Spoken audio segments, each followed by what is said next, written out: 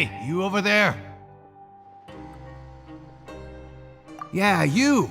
Say, do you like playing card games? You know, like Genius Invocation TCG? You TCG players are like mint in the wild, literally sprouting up everywhere. Hey, come on now. What's wrong with finding fellow Invocation aficionados? Anyway, care to join me for a game? Alright. No pressure. But why would you be looking for people to play Genius Invocation in a place like this? Don't people usually come here to fight? Whether you're throwing down cards or throwing punches, it's all a competition, isn't it? It's all the same in my eyes. There are lots of card players here in the fortress. When I saw you, I immediately thought, hey, even outsiders from other nations play cards. So I came over to say hi. Sure. Great! Since you've been here longer than us, you need to flex your seniority a little bit, right? Maybe you could start by telling us newcomers some stories about this place. I thought you would have already heard everything by now. All right then, did you have anything specific in mind? Or do you want me to just pick a topic? Why don't you pick? We'll let you know if we've heard it already. All right.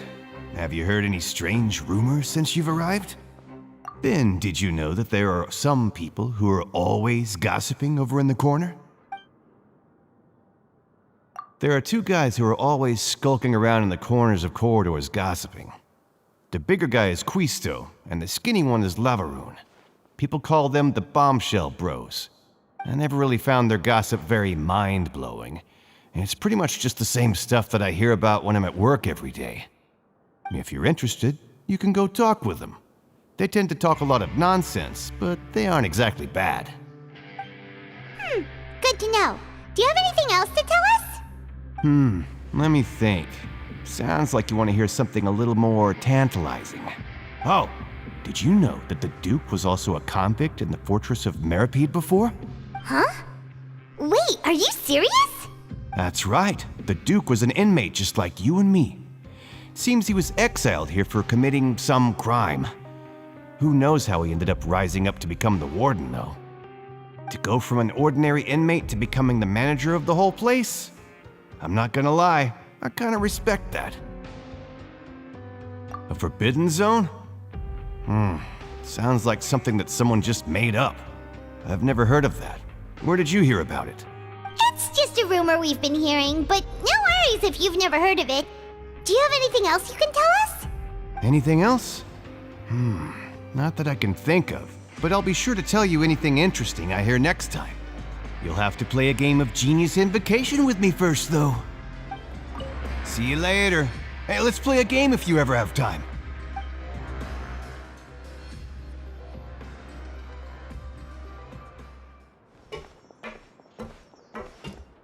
There's a group of people over there. Let's go listen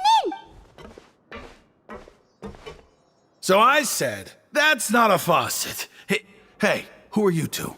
Why'd you come over all of a sudden? Sorry for eavesdropping. Sounds like you were talking about something private. What's the matter? They're just looking to join in on our fun, that's all. Hey, don't pretend like it's okay for them to just interrupt us like that. Fine. You're lucky we don't mind extroverts that much. You hear that, Quisto? What nice! Your expressions tell me you're looking to hear some juicy info, am I right? But before that, it just so happens that I know you two. Really? Are we that famous? You're kidding. How often does anyone get a personal tour led by His Grace himself? Practically everyone was talking about it. Word has it that you also caused quite the kerfuffle. A little mistake, huh? I like the way you put it. You see, people with a good attitude can join our group anytime, unlike some of the others here. Your group? I'm Quisto, and this is Lavaroon. People usually call us the Bombshell Bros, but don't worry, we're not playing with bombs or anything. It's just that our information is always so explosive, and we blow minds on the regular. So, you two really like to gossip? Whew, you sure know how to embellish. No, you don't get it. Knowing intelligence will make things better for you here.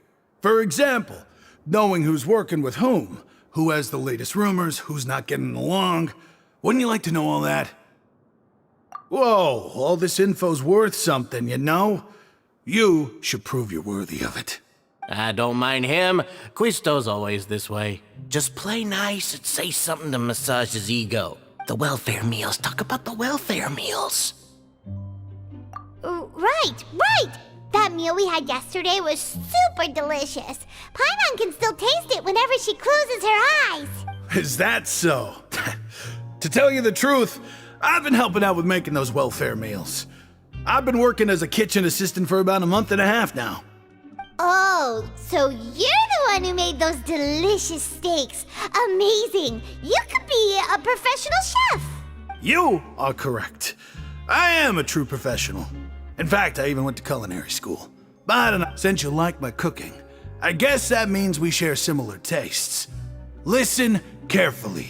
This little bombshell will help you learn what's really going on here in the fortress.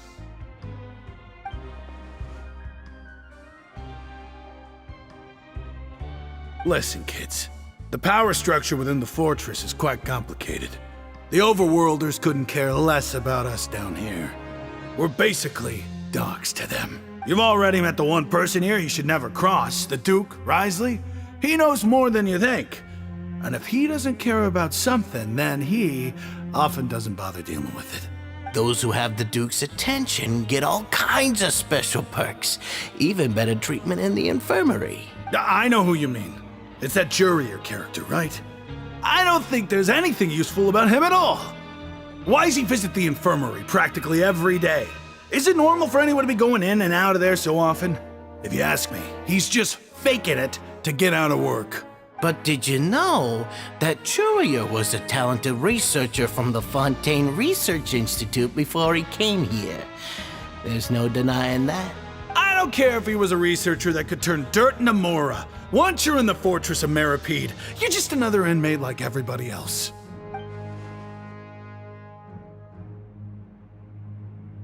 Speaking of which, the last time I saw him, he was passing by in the corridor with Lorvine.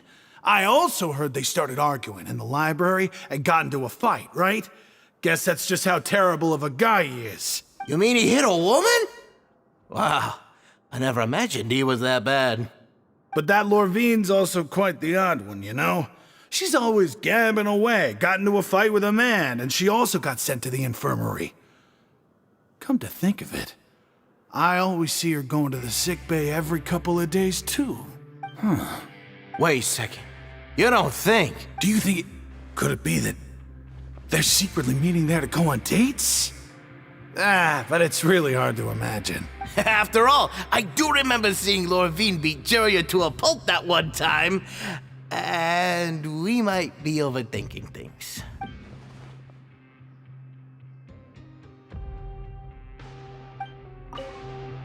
Is it really all right for us to talk about people behind their backs like this? That's just how it goes. Good gossip is still gossip. Yeah, I guess you're right. But wait, we're not just gossiping. This is legit information we're discussing here, right?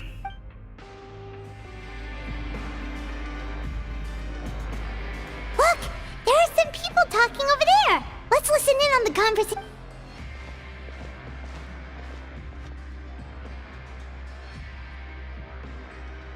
If you ask me, those pompous parasites on the surface act like they're all a bunch of aristocrats. Do any of them give half a hoot about a bunch of dogs like us? Hey, speak for yourself, mate. I'm no dog. Oh, you think you're special or something? If you're here, then you're just a convict like the rest of us. I've heard that even if you're released after serving your sentence, going back to life on the surface ain't any better. Once a criminal, always a criminal. We're marked for life. I don't buy that. Hey, how cool would it be if the whole world was destroyed by a giant flood and everyone had to start over from nothing? What kind of filthy bilge water you spewing? I have family up there. You best shut your sewer hole with talk like that. Listen, things ain't so great on the surface, but who says that you have to leave? I've heard that you can still stay here and work even after you've served your sentence. Not bad if you ask me. Who wants to live in the ruddy overworld anyway? And what makes you think they want to hire someone like you? It's one of the great mysteries of the universe, how someone as useless as you is so confident. Whoa. Sounds like they're really unhappy about the overworld.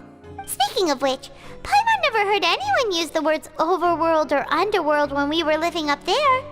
Is it only something the inmates down here say? That's true.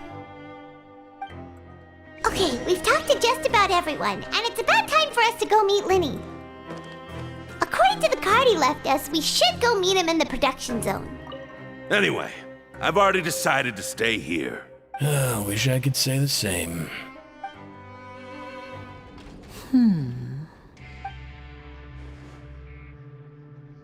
Huh? That look in your eyes. You found something? Hey, this is no time to be modest. Just tell him we found a boatload of information. Oh, as expected of the legendary duo, you have my full and undivided attention. Huh. I'd have never guessed that myself. The rumors swirling about this place are unreliable after all, and Master Child probably went missing because he found a way out. He is a harbinger after all. I suppose he's much more resourceful than I initially gave him credit for. Unfortunately, this isn't enough for our final report to Father. We need to find out Master Child's exact whereabouts. Father told me that even though Master Child said he was just coming to Fontaine for a vacation, he actually had some personal reasons. His agenda might be linked to his disappearance. His escape route is already flooded, so we'll have to task someone with professional diving skills to chase after him. Well, when you put it that way, it's obvious that only Fremine would be up to the task. Bingo! Is he around? He's working today. Coming here as a group would have attracted too much attention. I'll talk to him about it later. It's the least I can do. We're all in this together, so it's only fair for us to fulfill our end of the bargain. Honestly, I'm far more impressed by you guys managing to collect all this information right under Risley's watchful eyes. Collecting information has always been our strong point. Now, let me think. To find out more information, Fremine will have to retrace Master Child's original route. And if he's to do that, he'll have to set out on the next pipe cleaning day at the earliest. That's 6 days from now. And after that, he'll probably take another 2 or 3 days to return. You can even estimate how long it'll take for him to get back? We've been working together for a long time. We know each other's capabilities like the backs of our hands. Traveler, what say you to meeting here 9 days from now? We'll be able to pick up Fremine while we're at it, too. Oh, and there's just one last thing we'd like your help with. Though we can just sit back and wait for Fremine's report on Master Child's whereabouts, we still need to make more progress on the investigation of the Forbidden Zone. Fremine's no master of disguise, Lynette's still working on getting intel from the other areas, and I'll need to spend some time helping Fremine prepare for his diving mission. So, you are the only ones we can count on. What do you want us to do? Will it be hard? Well, I won't call it easy per se, but I think you'll be able to pull it off. Listen carefully. You'll need to find an excuse to get into the infirmary and investigate the room and environs. You've mentioned several sketchy-looking people always meeting at the infirmary earlier, so it probably has something to do with the secret we're hoping to uncover.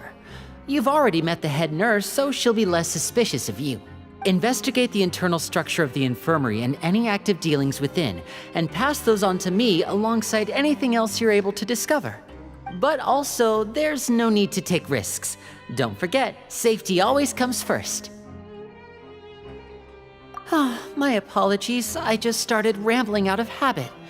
It was almost as if I was talking to my younger brother. But that's not a bad thing, right? All right, then we'll head out as soon as we finish our prep. Let's go our separate ways for now then. Don't forget, we meet here again in 9 days. Stay safe.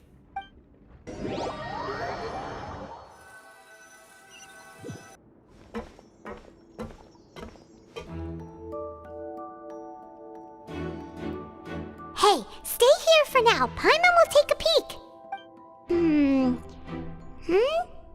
There seem to be several people inside.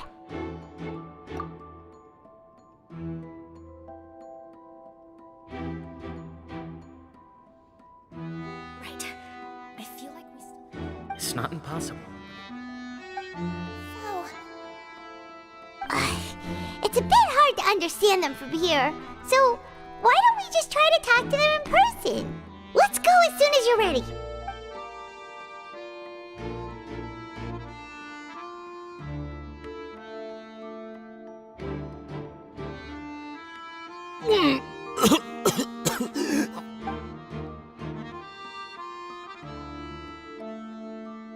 Someone! Please help! He's sick! Whoa, are you okay? Oh my! What's wrong, little one? There's no need to panic. Take a deep breath before you begin. The traveler started complaining of a stomachache, and then nausea, and then collapsed onto the ground. Paimon doesn't know what to do! Freezing limbs, twitching fingers, and pale complexion? Could it be poison? Let me take a look. Please lie down over here. Don't worry, I'll get you to the bed safely. Here, hold on to my shoulder and walk slowly.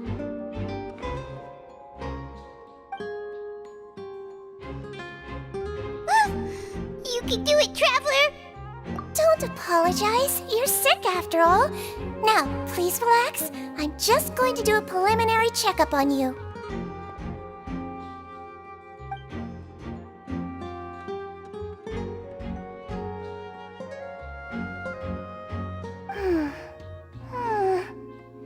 My checkup has confirmed that he's not in any mortal danger. That's our worst fear out of the way. Eh? Oh, that's good. But I'll continue my diagnosis of the patient now. Please, relax and take a deep breath.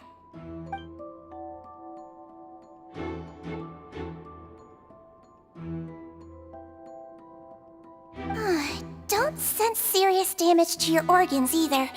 Does it hurt when I press here? And here? Huh? But based on my initial checkup, there shouldn't be a problem here. How strange.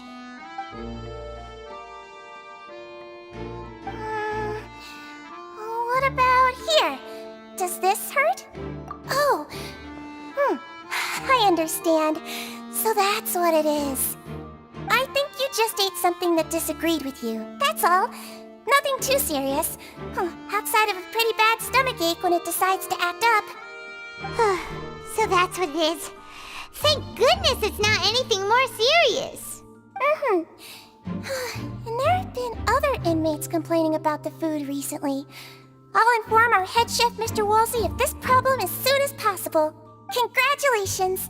The health risk is incredibly low, so you should recover within a couple days. Why don't you take a rest here while I go get some medicine for you? Miss Levine, I'll have to trouble you to help me look after this new patient while I'm gone. Very well. And she hopped away just like that.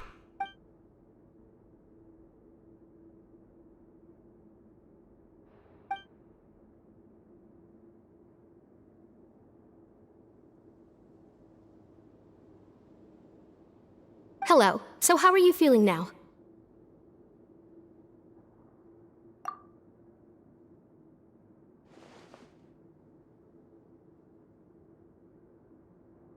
His stomach ache's really bad.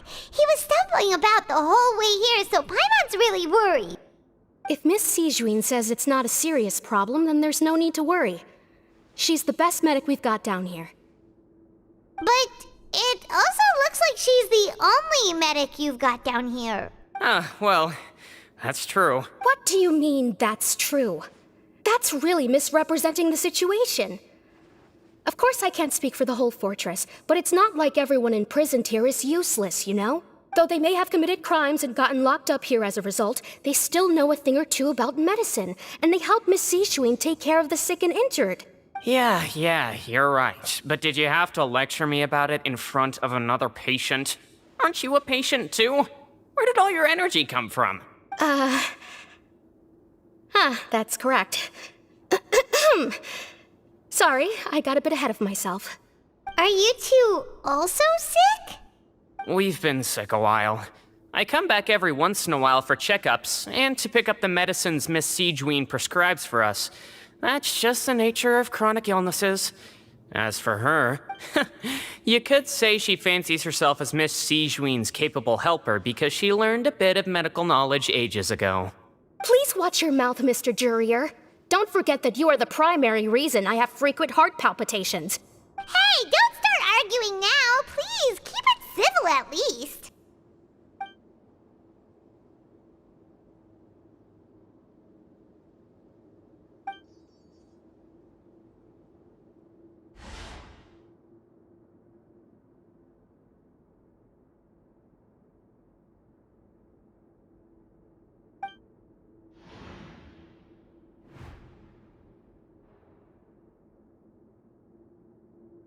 Hey! There's no need to fight!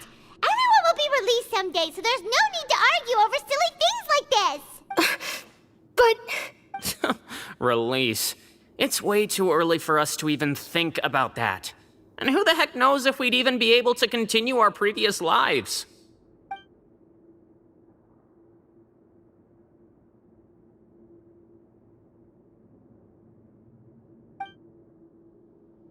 Please allow me to end this boring and useless conversation.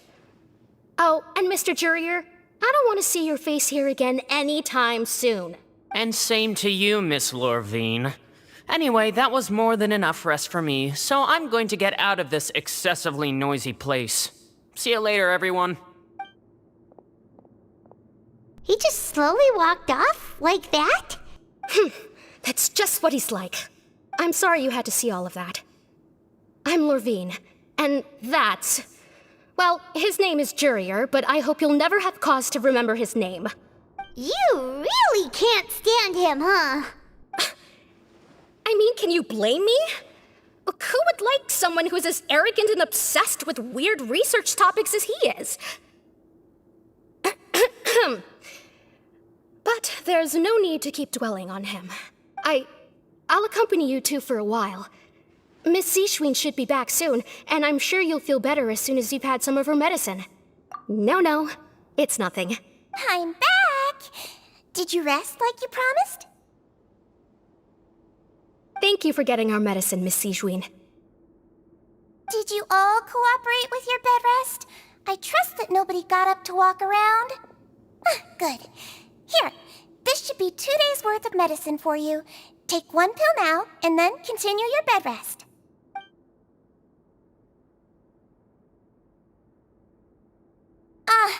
Miss Lorvine, I left in a bit of a hurry just now. Do you still remember if we discussed the color of the pill that you should be taking today? I remember. You said it should be yellow. Yellow, huh? I understand. These are yours. Please, make sure to go to bed early after taking them tonight. You'll benefit from a good night's sleep. All right, then I'll also be on my way now. I hope you feel better soon, too. See ya!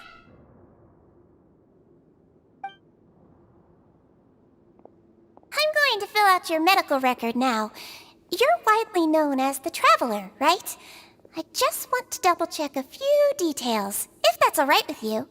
Those two made quite the commotion just now, so why don't we let the Traveler rest? Paimon can answer the questions instead. So his primary symptoms are abdominal pain with secondary symptoms of nausea. Is there anything else? That's it.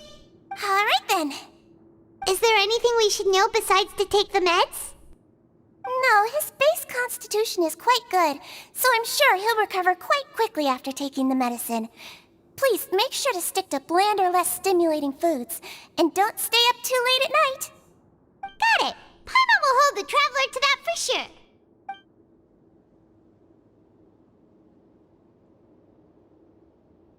Oh, you're going to take a nap already? Okay then, you get some rest.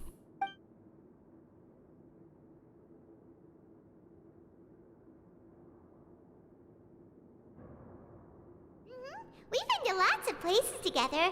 He may look a bit under the weather now, but he's actually super strong. So you're the best of companions. Well, don't worry. He'll recover soon. Ah, you're awake. How do you feel? You slept for a really long time, but we never left. Well, now you can go back without a worry in the world. Remember to take your meds regularly, and remember bland foods. Thank you, Miss Sijuin! Seems like a lot of people have been coming down with an upset stomach lately. I'll need to address that.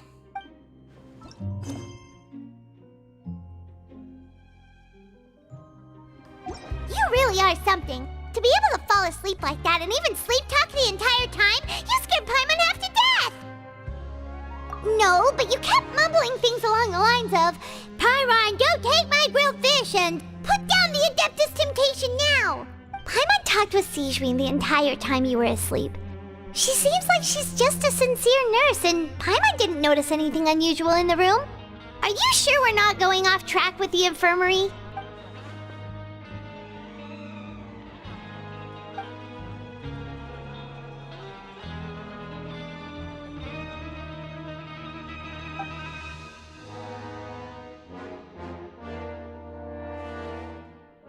Whoa! You really are super thorough!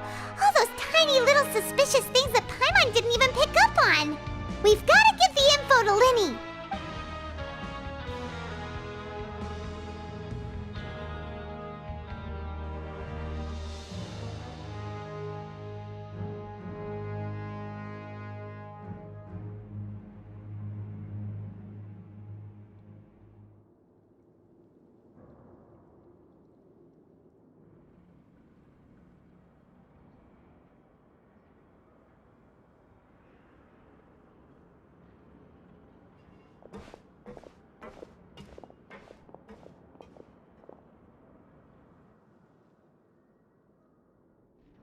Today's the day! Let's go meet up with Lyney!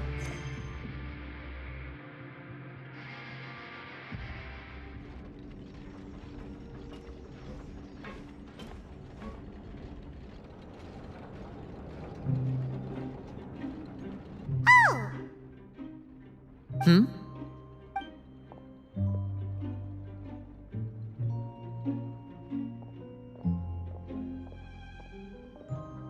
Did you two run into any trouble over the past few days? No, we just worked our shifts according to the schedule. Nothing weird happened. That's good. That means you didn't raise any suspicions when you infiltrated the infirmary. We've taken a look at the slip you've sent. Fremine successfully left the grounds via the pipes 2 days ago, and as of last night, Lynette has also infiltrated the infirmary after faking an illness. Wait, why is she getting involved as well? You already went above and beyond when you scoped out the infirmary. To put it more bluntly, even if we were to view that as something you did in exchange for Fremine's help, you've already done more than enough. Infiltrating a guarded stronghold is a different kind of job from a one-off investigation. We want to avoid using the same faces over and over and reduce the amount of suspicion that will fall on any given person. Lynette also felt like you have already taken the first step for us, so she should be the one to finish the job. So that's what Lynette thinks. Oh, Paimon hopes everything's going well for her. Perhaps that's true. You are both very good people, and we've come to appreciate that more than anyone else. Unfortunately, there's still one thing that could get between us, lest you've forgotten. The matter of our respective loyalties. You've mentioned before that you've had some run-ins with the Fatui. I can understand that feeling, so I assume you're just helping us out of the kindness of your hearts? Well, everyone could use some more friends. We'll be counting on you to help us in the future, too. Since I see you as friends, then it's even more important for us to protect you from any peril. Fremine and Lynette feel the same way. Glad to hear it. Then, let's go check on Lynette before Fremine returns. If everything went well, then she should be wrapping up her investigation right about now. Is now really a good time to go over? According to my observations, Sijuin always spends around half an hour away from the infirmary right before lunch. Lynette knows this as well, so this should be a good time to meet up with her. Also, I'm her brother, remember? It's only natural for an older brother to care about his younger sister's well-being. Okay, then let's head over right away. Lynette should be here right now. Huh. Strange. Lynette? As expected, Siegewein isn't here, but why isn't Lynette here? No, Lynette rarely deviates from the plan. We agreed that if she were to make changes on the fly, she'd find a way to let me know. Unless... Let's see if there are any clues around here. We can look while we wait for her. Who knows? Maybe she'll be back soon. Okay. There are some books here and a few files. They all look like medical records. Advanced nursing, how to raise the spirit of your patients, a quick guide to the psychology of emotions, and the meaning of laughter. These sure are some interesting books. Who knew Siegewein would be interested in these kinds of things? She even has books on understanding people's motivations and feelings. Is it because she's a Melazine? Or does she have a need to understand her patient's emotional state? Seems quite normal to me. These are skills that would come in handy for a nurse from time to time. None of the beds have any signs of having been slept in, except that one over there. That's the one Lynette must have used, right? You said she was pretending to be sick. She would have said her migraine was having a particularly bad flare-up. Generally speaking, the head nurse would then ask her to lie down and rest while she left to retrieve the medication. Which means either the head nurse didn't return the entire time from when Lynette laid down up until she left the bed, or the nurse intentionally left it this way. This is it! We saw it before! Wait, this thing? It doesn't look like it's been disguised that well. The space behind it is empty. From its size, I don't think it's an entrance that is meant to be taken apart. There's probably a mechanism around here somewhere. Could Lynette have tried to get inside? But if that's the case, she would have contacted me for sure. Let's look around here for some more clues. Don't panic, just take another look.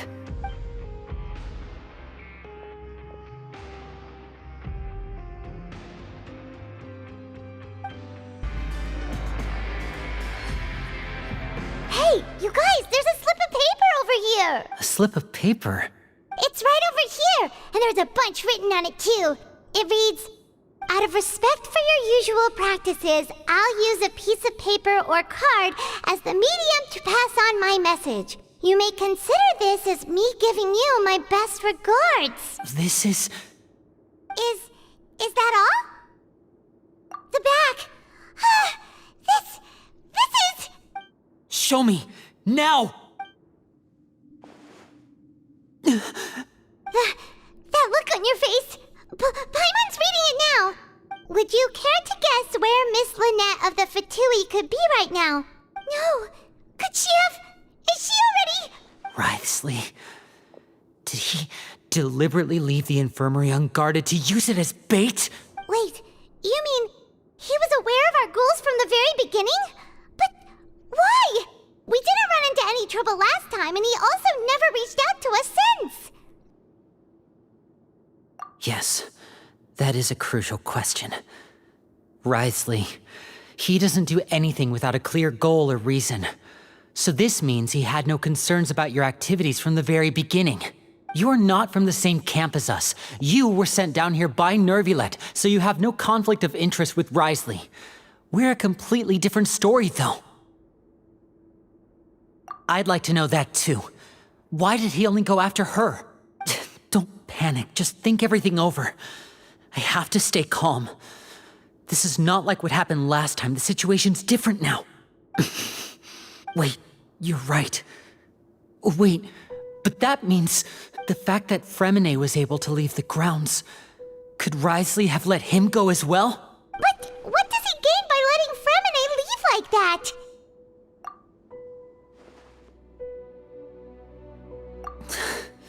So he's challenging me and trying to provoke me, I'm sure of it. We never should have sent out Fremine. We had to go through all that trouble to find an opening to sneak him around the guards and into the pipe, and we even thought luck was on our side. If Risley let him leave on purpose, then he's probably in a terrible spot now as well. Lenny's getting more and more panicked. We have to calm him down. Don't be like this, Lyney. Fremine wouldn't have left if we hadn't told you about Child. That was our fault. No, I'm the leader of this operation, and I'm the one responsible for this team. I was the one who failed to protect them. I'll go talk to Risley. Hey, don't be reckless! Traveler, please talk some sense into him. I simply cannot allow Lynette to be abducted again. I have to go. I'll find a way to get them back. He's rushed out the door! After him!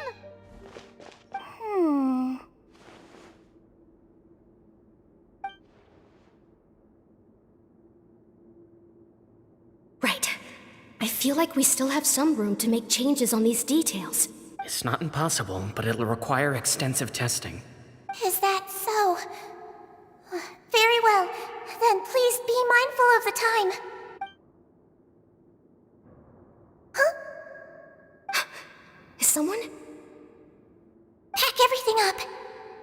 Whoever's outside is eavesdropping. They'll probably come in once we stop talking. Someone! Please help! He's sick! Whoa, are you okay? These two. As expected, they've already found this place. Oh, they are quite sharp. What a delightful turn of events. I like smart people, but I also like playing dumb. I like the feeling of being trusted. Oh my! What's wrong, little one? There's no need to panic. Take a deep breath before you begin. Being able to read human expressions is quite the useful skill. Lyney, wait! It's no use. We have to catch up to him. He's already out of sight. How is he so fast? Let's go head him off at Risley's office.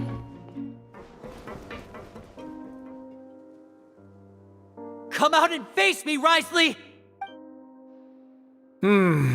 Aren't we at an administrative office space? Why don't you at least try to follow even a couple rules from the Fortress's indoor management regulations? What did you do to my sister? I ran into the young miss at the infirmary.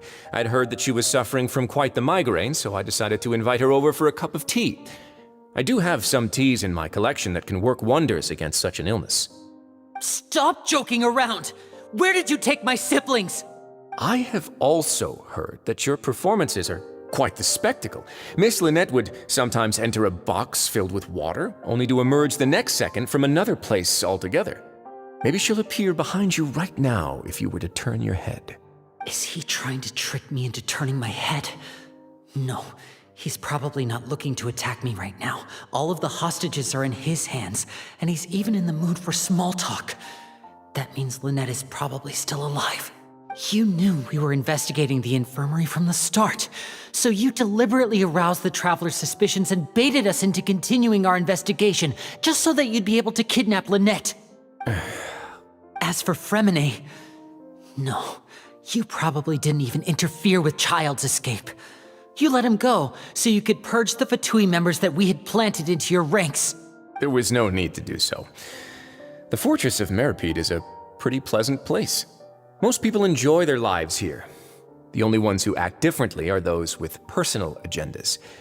It was quite easy to identify your colleagues. You removed our original members and spread the news of Child's escape so Father would assign our team to come down and investigate. Fremine has also fallen into your hands, right? If you're oh so omnipotent and so in control, why would you need hostages? One correction. Lynette is in my hands right now, but Fremine is not. He's not. What do you really want? Lyney! Oh, wonderful. Everyone is here, so I'll only need to say this once. Thank you so much for cooperating with me. Eager and to the point, I see. Alas, only Miss Lynette is currently having a cup of the Fortress's finest tea. Although, as per your original plan, Mr. Fremine should also have returned to the Fortress by now. But he has neither shown up within my gates, nor has he been taken into any kind of custody. So where do you think he may be right now?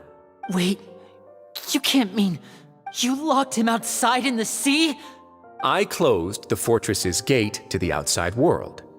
That's all. Fremene's a star diver, so he should be fine, right? No, we're still here, so he definitely tried to find a way to come back for us. So we can't assume he might have made a break for the surface. But why would I do this, you may be asking? To have an audience with you, of course. My intel tells me that Mr. Lyney is a great magician, so it's only natural for me to want to have some cards of my own when it comes to negotiating. Besides, I do recall you mentioning to Miss Lynette that you've always wanted to have a face-to-face meeting with the Lord of the Fortress of Meropide, regardless of whether it was in a personal or a professional capacity. Well, you got your wish. So, you've been keeping tabs on us before we even set foot in the fortress. Some of my folks just happened to hear a thing or two, that's all. In any case, I will be straight with you. I was willing to play dumb and turn a blind eye, so we had a pleasant few days playing games together here. But once you started focusing on the Forbidden Zone, all of that changed. Mr. Lyney, the cards are stacked against you right now. Miss Lynette is in my hands, and Mr. Fremene is still slowly being pickled out there in the brine. You know just as well as I that he cannot last out there forever. You need do but one thing to guarantee their safety. I would like you to contact your superior, and ideally invite her over for a cup of tea with me. You want to see Father? But why should she bother giving you an audience? Well, if she cares for the well-being of her dearest children, she should have plenty of motivation to join me for a parents' evening. I've heard that the bonds between the members of the House of the Hearth are like the bonds of family. I don't see why she would refuse. Why did you think Father sent us to handle the Fortress of Meropide? This place is basically a no-man's land. It wouldn't be fitting for anyone as important as a harbinger like Father to come here in person. Oh, I see. So it's because she doesn't care for my place here. That's such a shame. After all, I've amassed quite the tea collection. I was looking forward to sharing it with her. Both Monsieur Neuvillette and Lady Farina have already received many samples as gifts. Was this the extent of your master plan to get to Father? No matter how much pressure you may put on me, I won't allow you to use us to blackmail her. You people really are difficult to get along with. All I'm asking for is a face-to-face conversation. Does she truly have no interest in the fortress's secret?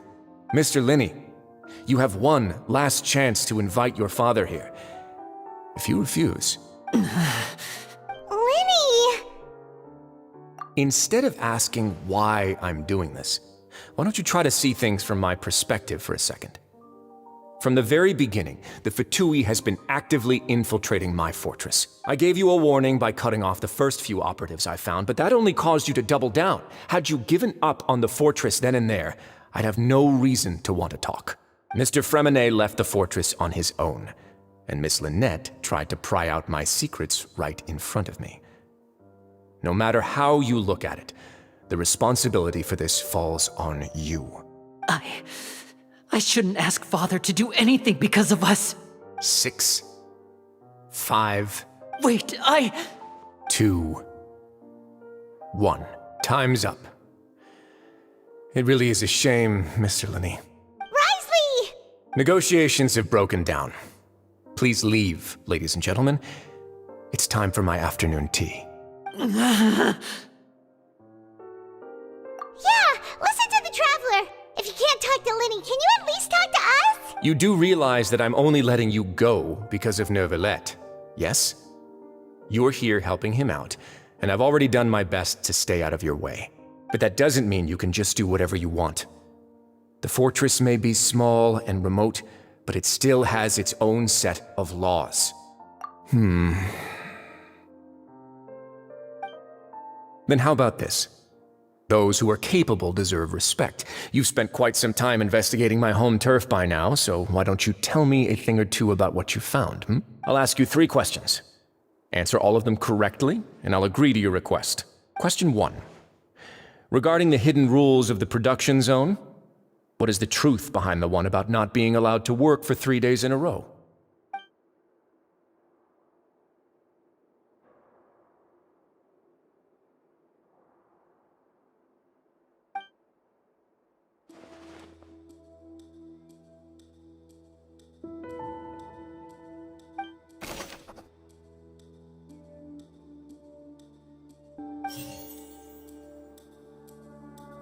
I've been told that the infirmary is always empty for the half hour just before lunch.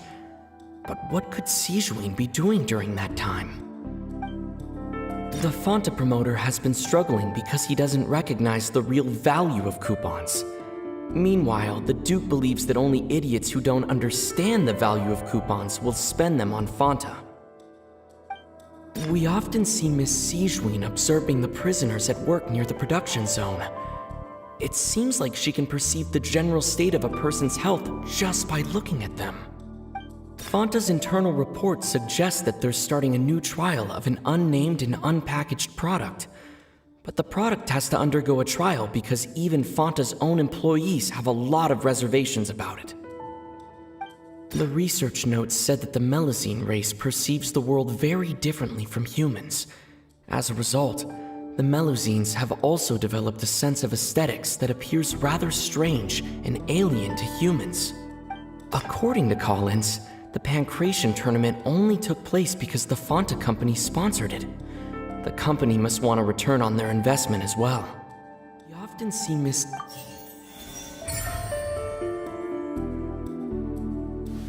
So that's what's going on. Paimon understands it now. Who would have guessed? The hidden rule of the production zone. People are not supposed to work 3 days in a row, and if they do, they'll get strange meat in their welfare meal. At first we thought this strange meat must have something to do with the people who disappeared, but in reality, they were all prepared by Sijuin, the head nurse. She often visits the production zone to observe the workers' health and makes a note of anyone who has worn themselves out after 3 full days of work. Out of her sense of duty as the head nurse, as well as her genuine concern for the workers' health, Sijuin visits the cafeteria right before lunch and cooks an extra dish for those who can use the stamina boost. Sijuin has only the best intentions with her surprise gift and doesn't want anyone to find out about what she does.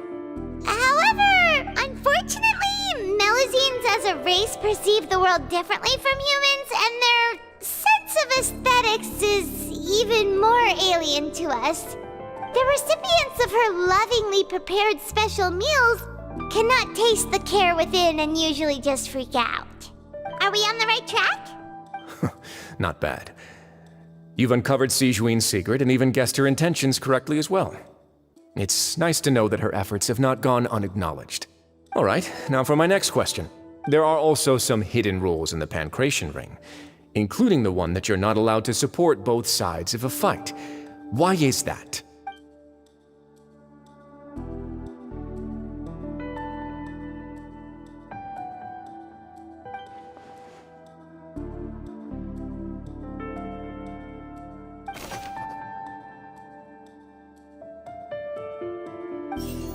Place...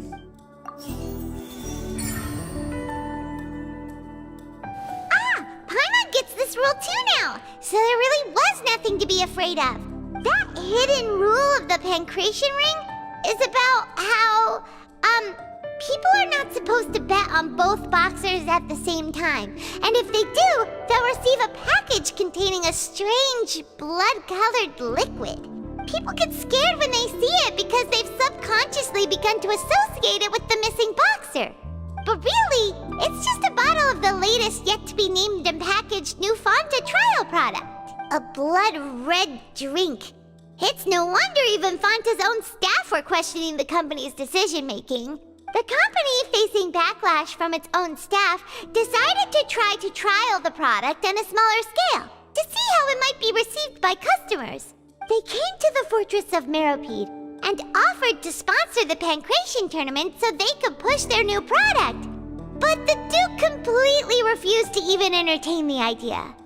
The Duke, knowing how valuable coupons are in the fortress, knew that only total idiots who didn't understand their true value would bother buying a Fonta product here. And so, only those who proved their stupidity by being dumb enough to bet on 2 opposing sides of the same match were selected to receive the drinks.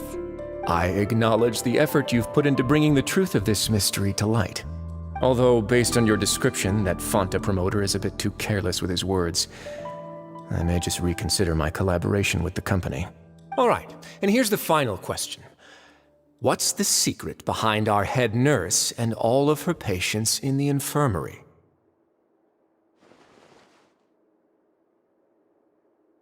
Stop your cruel and pointless games, Risley! You know that we haven't finished our investigation, so there's no way we can answer the last question! The thought of sparing Lynette and Fremine never even crossed your mind! You'll pay for this! Ah! Lyney, are you alright? Oh, close one. I owe you, Sigewinne. That was a fantastic shot. It was nothing, Your Grace. Sigewinne?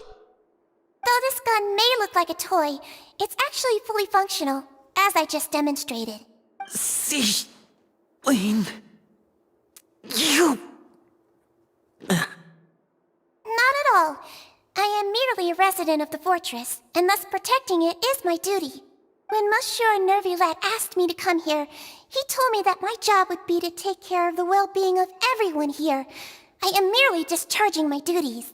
But if you mean what you just said, then isn't Lyney someone you should be looking after as well? Isn't he a resident here just like the rest of us? But I really am just doing what Monsieur Nervulet told me to do. Everything I did, I've done to protect them. Had I not, they would be in far more dire straits right now. His Grace knows it too, right? Your Grace? Mind proving my innocence to them? My dear Sigewinne, whatever shall I do with you? Would it have killed you to just wait another minute or two? Well, it's nearly time after all. The way you do things can be truly frustrating sometimes, Your Grace. I figured I should try to talk some sense into you. What are you talking about? What time? Take me if you want. Let them go. How touching. Can you just give me one more minute? Don't be like that, Your Grace. All right, everyone, calm down. 2 more visitors will be arriving any time now. I'll go get a cup of tea. Miss Sigewinne, I leave Miss Lynette in your care. You... What are you doing? I believe I hear footsteps.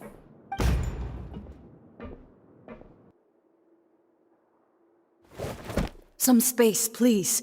Ah, Miss Clarande. My door. Fremine... Fremine... What's going on? What is Clarande doing here? Work. I'm sorry about shooting you, Mr. Lyney. The tranquilizing effect will begin to wear off soon.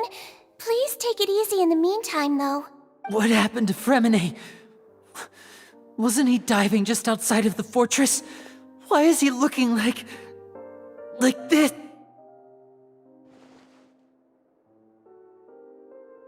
A flushed face, an accelerated pulse.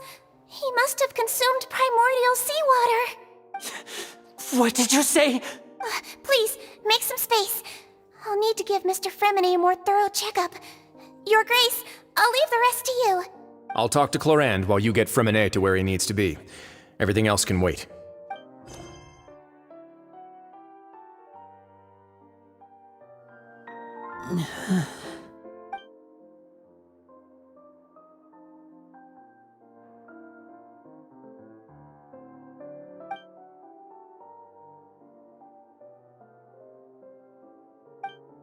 How is he?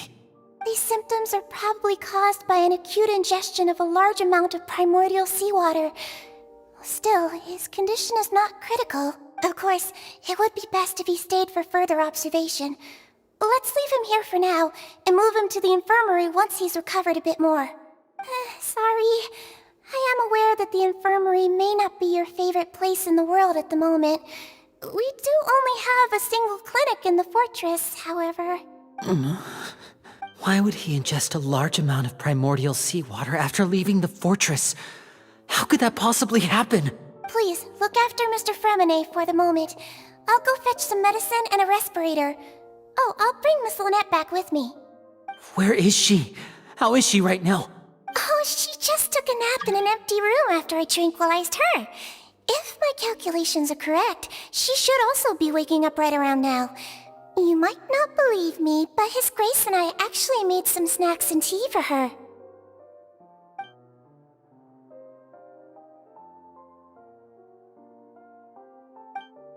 What's that look on your face? I thought I made good time on the way back.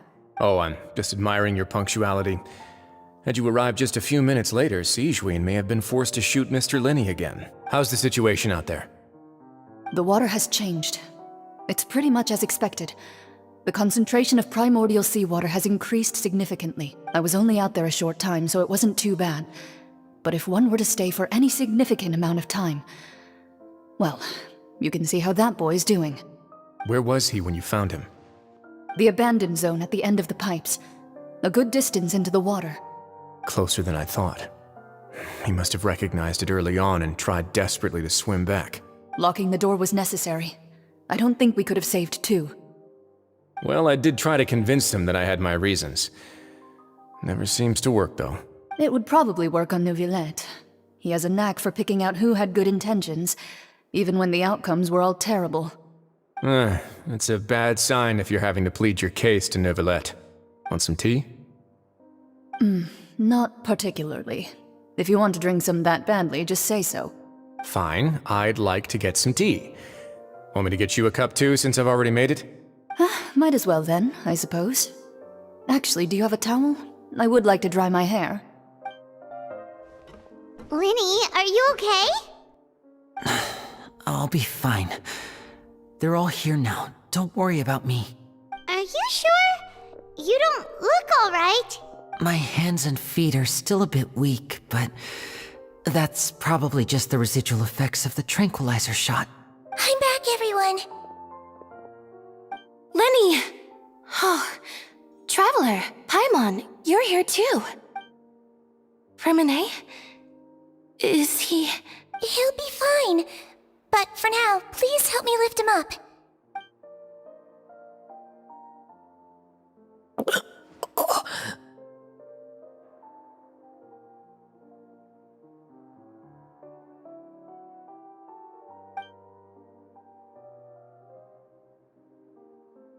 His breathing's beginning to slow down. Give me a hand and help me get him to the infirmary. Yeah, I'll take him from this side. Lynette, together? On it. Traveler, you seem pretty worried about him. Want to come with us? The Duke and Clarande are gone. They probably went to get some tea. The Duke will explain the truth in just a bit. Miss Clarande will need a break, since she only just returned from rescuing Fremine out of the sea.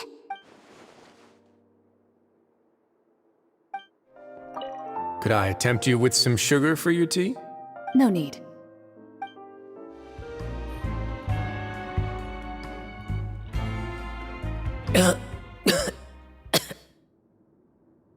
He's awake. Fremine, how do you feel? Lyney... Lynette... We're all here. Where...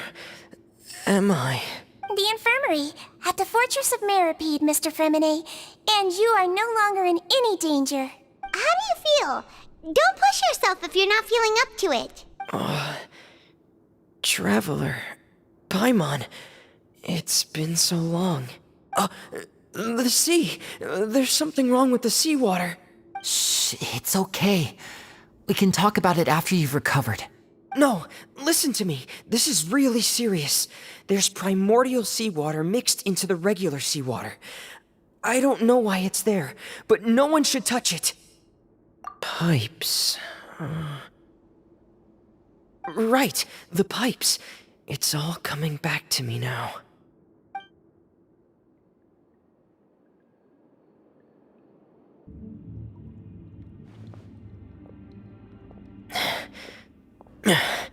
I'm in.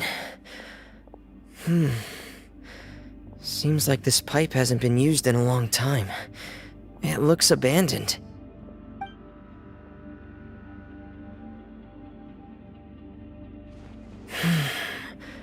Where could Master Child be?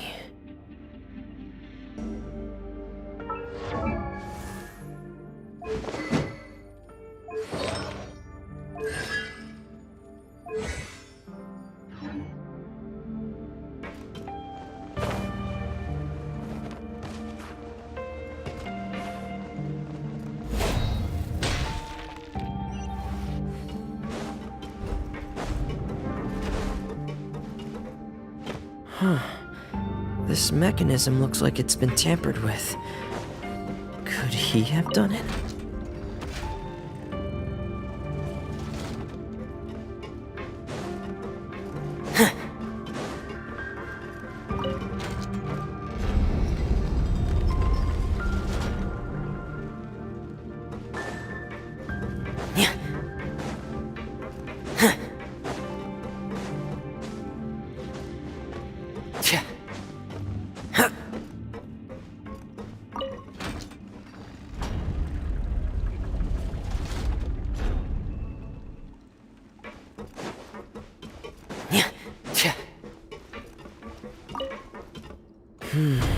It's getting stuck on something.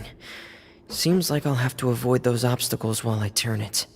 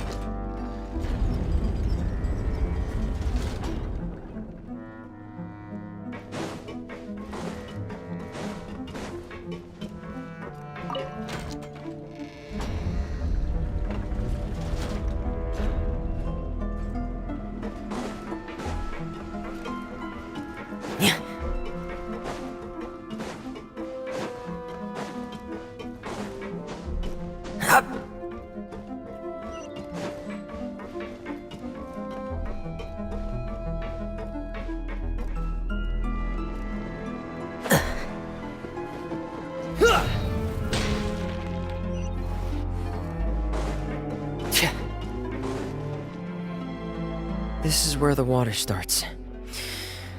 Okay. Master Child probably dived into the water. I'll go take a look as well.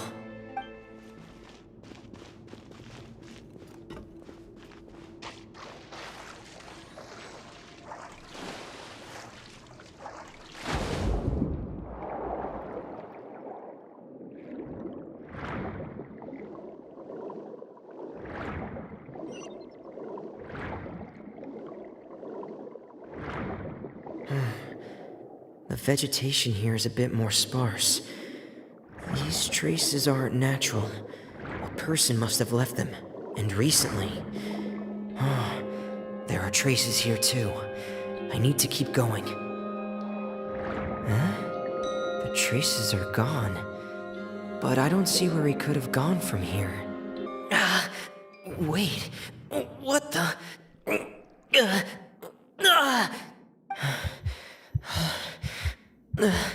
My heart is racing, and it's getting harder and harder to breathe. What's going on? No good. I have to get back. They still don't know anything about what's going on.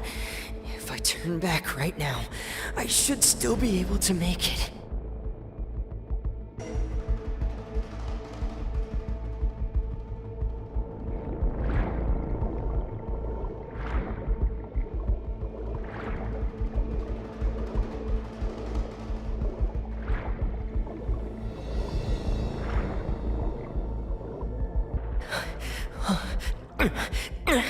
I can't die here.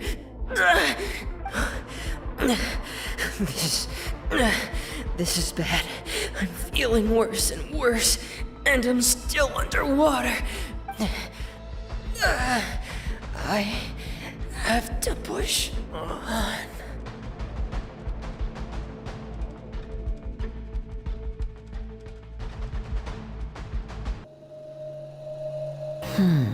So, in other words, the trail you were following vanished, and you had no idea where Master Child could have gone, but there was also no obvious place for him to have disappeared to. That's right. I tried my best to swim back, but I had already put some distance between myself and the fortress, and I just couldn't find the strength to keep going. I probably passed out some time after that, and you know the rest. Miss Clarande brought you back, but we also don't know why she just suddenly appeared at the fortress, or why she went out to save you. Miss Clarande, you say? I must go thank her in person. You're still too weak for Monet. You can go after you've had some more rest. Miss Lynette is right. I believe Miss Cloran will stay here as a guest for another few days, so there's no need to hurry. A guest? Then I can assume Risley was the one who invited her to come down here? You should ask His Grace about that. He'll be able to explain better than me. Yeah, it's about time he actually told us what's going on. Wanna come with us, Lyney? No, please go on without me. I don't want to leave just yet. Lyney. The logical part of my brain is aware that we're safe right now, but I still can't bring myself to leave. Both of you are just in danger. Understood. Then let's just sit together for a while. In that case, I'll leave the infirmary to you. The Traveler and I are going to head out for now. As long as you stay in here, I don't think you'll be disturbed. Thank you.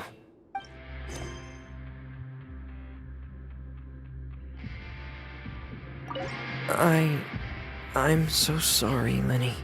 I'm also really sorry, Lyney. I should have been more careful. Don't say that. It was all my fault. I was the one who should have been more careful. You two were nearly... If I was stronger, maybe I would have already found Master Child. No, how can you say that? Huh? I'm sorry. What I'm hearing is, we all dropped the ball at some point during the mission, so the responsibility falls on all of us. Isn't that right? Yeah, that's right. It's on all of us. Lyney, we understand that you're worried about us, but we're worried about you as well. Please don't blame yourself. We want you to keep your spirits up. Yeah.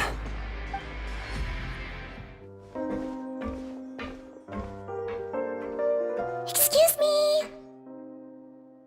I take it Mr. Fremonet's condition has stabilized? Of course! I wouldn't have left the infirmary otherwise. I've been expecting those two, but might I inquire as to the purpose of your visit, Miss Siegeween? I wanted to check up on Miss Cloran. How are you feeling?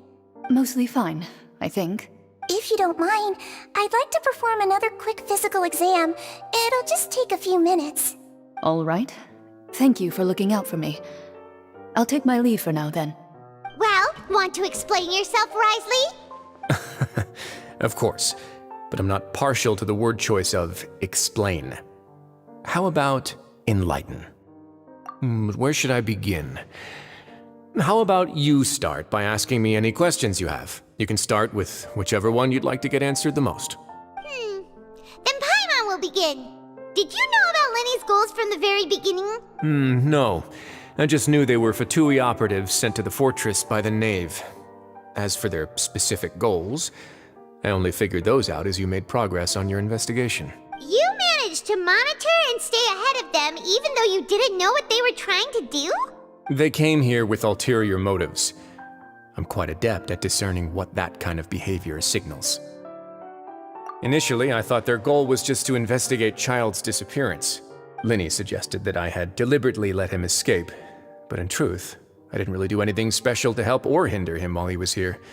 Everything he did, from finding helpers to leaving this place, he did on his own. Of course, it's inevitable that the Knave would make a big deal out of her fellow Harbinger's unexplained disappearance. I'm also quite curious about where that Harbinger went, so I figured I might as well let the Fatui do their own investigative work. All I care about is the answer. So you were hoping Lyney's group would just do your work for you! You make it sound like that's a bad thing. Unfortunately, things didn't go as planned. I assume that Fremonet has told you already, the ratio of primordial seawater around the Fortress of Meropide is on the rise.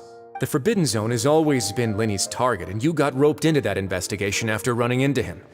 I began to intervene out of concern for your safety, and also to prevent the fortress from becoming entangled in more irksome matters. Are the rumors true? That you're also a former criminal? Now, why would you put it like that? Isn't staying here all day and serving as the manager of the fortress a kind of sentence unto itself? Another form of prison? I just happen to have some support from the rest of the inmates. That's all. Oh, right! Paimon wanted to ask, who invited Cloran down here? Me, of course. I paid her good mora to come down to the fortress for some field work. As a champion duelist, Miss Cloran could be considered to be an independent party. I needed to find an exceptionally capable person to help me get through the impending crisis. And saving Fremine was part of that crisis? You can think of it like that, yes. Credit where credit is due, that boy is quite adept at diving. Had conditions not been as hostile as they were, he probably would have found the missing Harbinger already. That's not something you should be asking after. Neuvillette only asked you to investigate Child's whereabouts. All I need to prove to you is that the Forbidden Zone had nothing to do with the Harbinger's disappearance. That should be clear now that you've spoken to Fremine. But we've already uncovered that there's something wrong with the infirmary, and we've answered a bunch of questions that you threw at us. Isn't it about time that you answer our last question and return? You make a compelling case. Do you really want to know the answer that badly? Yeah, Paimon really wants to know. Even if the truth may not be pleasant? Follow me.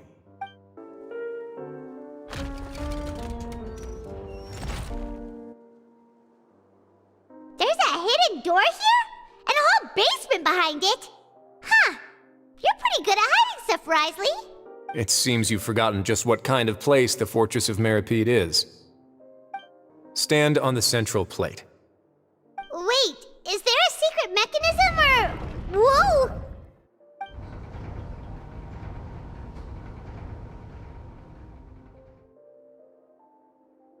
So, this is the Forbidden Zone?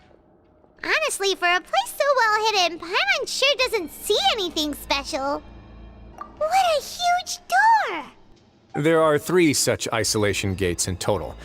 Generally speaking, I'm the only one who's allowed to go inside. Hence the name Forbidden Zone. Am I correct to assume you're going to run on back and tell your little Fatui friends everything?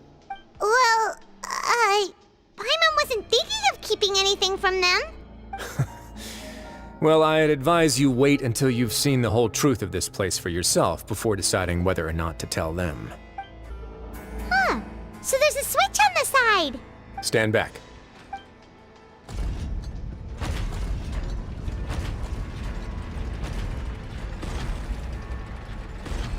Whoa! They all just went up one by one! Go on, have a look.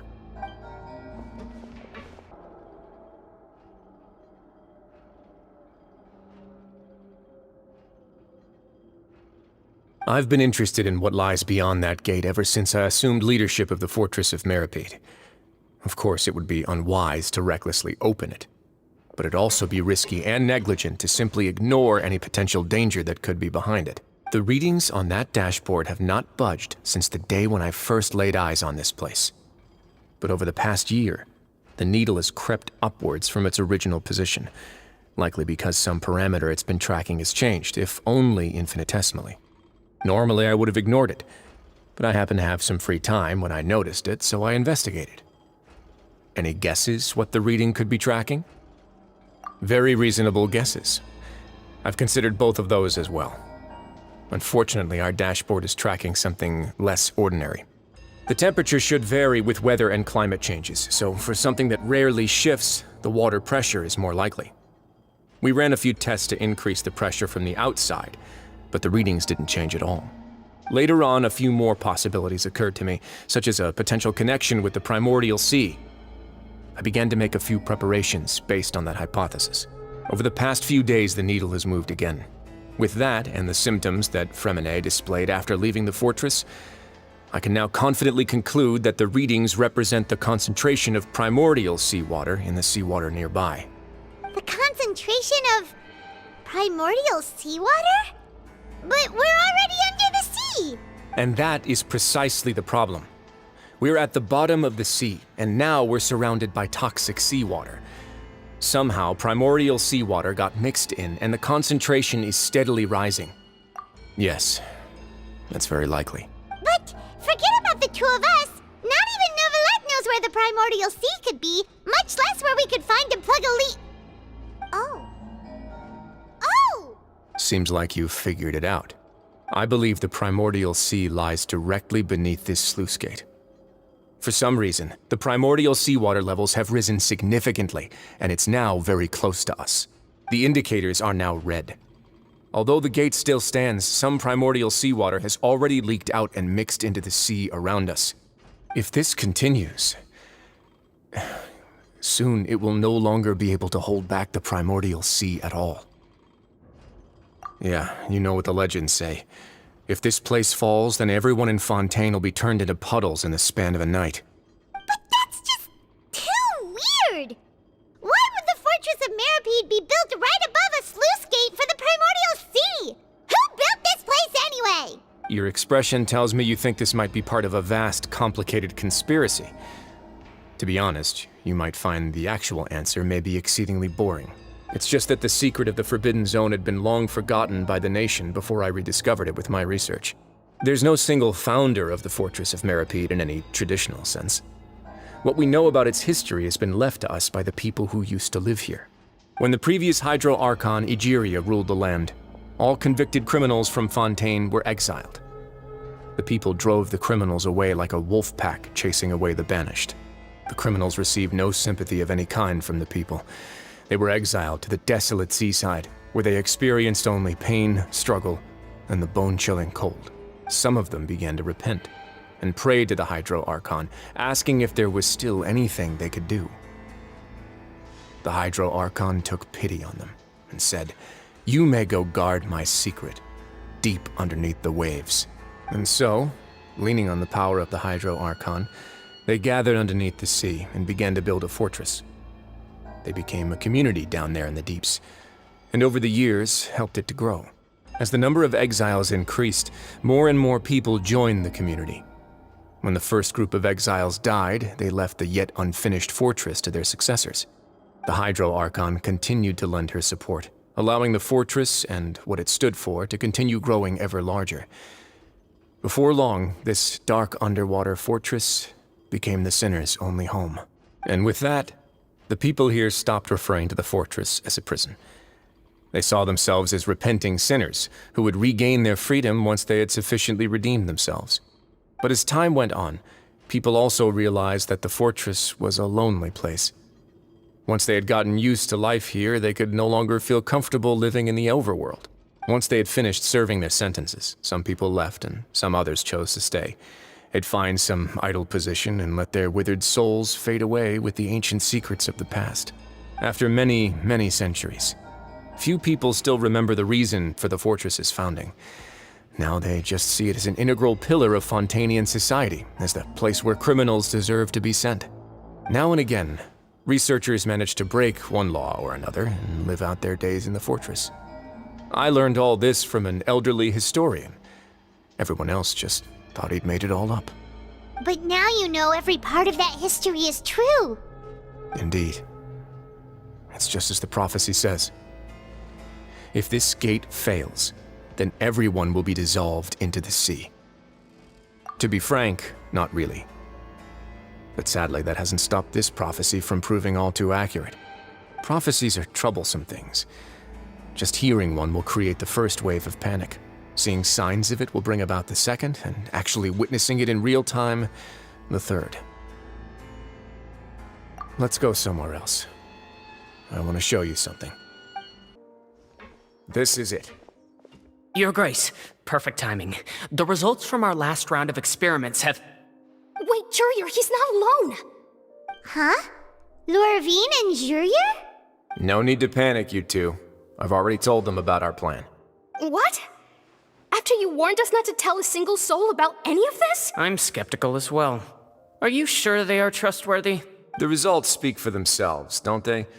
These two may already know more than you could ever imagine.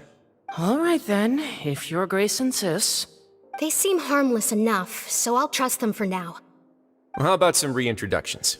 This is Jurier, one of the highest-ranked researchers from the Fontaine Research Institute. He used to work under Edwin. I trust that you've heard of Edwin? Good. Saves me a bit of time explaining. Edwin's main areas of research were archaeum and gravimeters. As his assistant, Jurier is quite familiar with them as well. I hired him to be my technical consultant. You want to blow up the Fortress of Meropide? Ah, what a lovely idea. I'm already imagining it in my head. Gotta admit, I'm tempted as well. Guys, focus! Focus! That taskmaster over there is Miss Lorvine, and is also one of my technical consultants.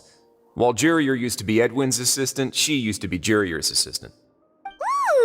Are they together? See, everyone keeps asking this question.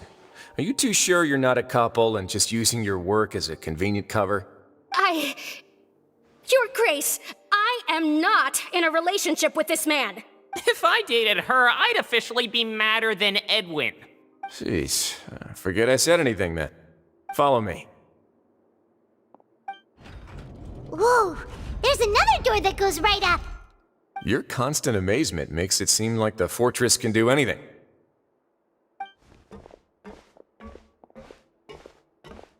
But Paimon really thinks everything's super cool!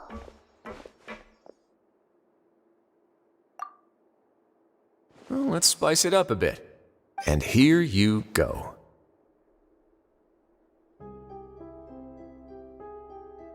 What a huge ship? This is also a production zone that Paimon's never seen before. What's going on? How much do you know about Fontainian history? Not much at all. Well, then maybe you haven't heard the story of ancient Lemuria. To give you a quick rundown, Fontaine used to be ruled by the Lemurian dynasty.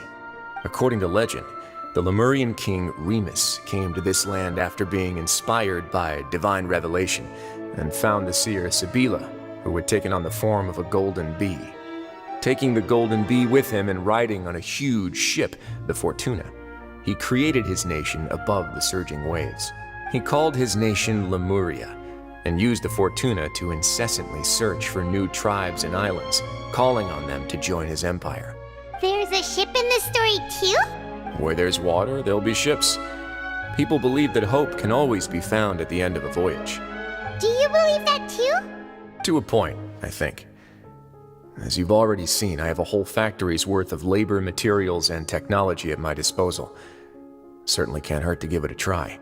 So the moment I began to speculate that the primordial sea might lie underneath the gate, I also began this project. Were you inspired by the legendary Fortuna? Maybe. Fontainians need something to hold on to cope with the impending disaster.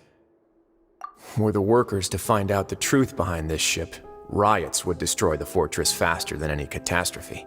As the fortress's administrator, I'd never make such a reckless call. All right, that's enough talking for now. I'll need another 3 cups of tea to soothe my throat. Do you have any other questions? Seems like you're good. Come on, I'll take you back. I'll leave you here for now. Oh, thank you so much. No worries. But don't forget, it's up to you whether or not you want to share what you just saw. What you do from here on out will likely affect those 3 as well.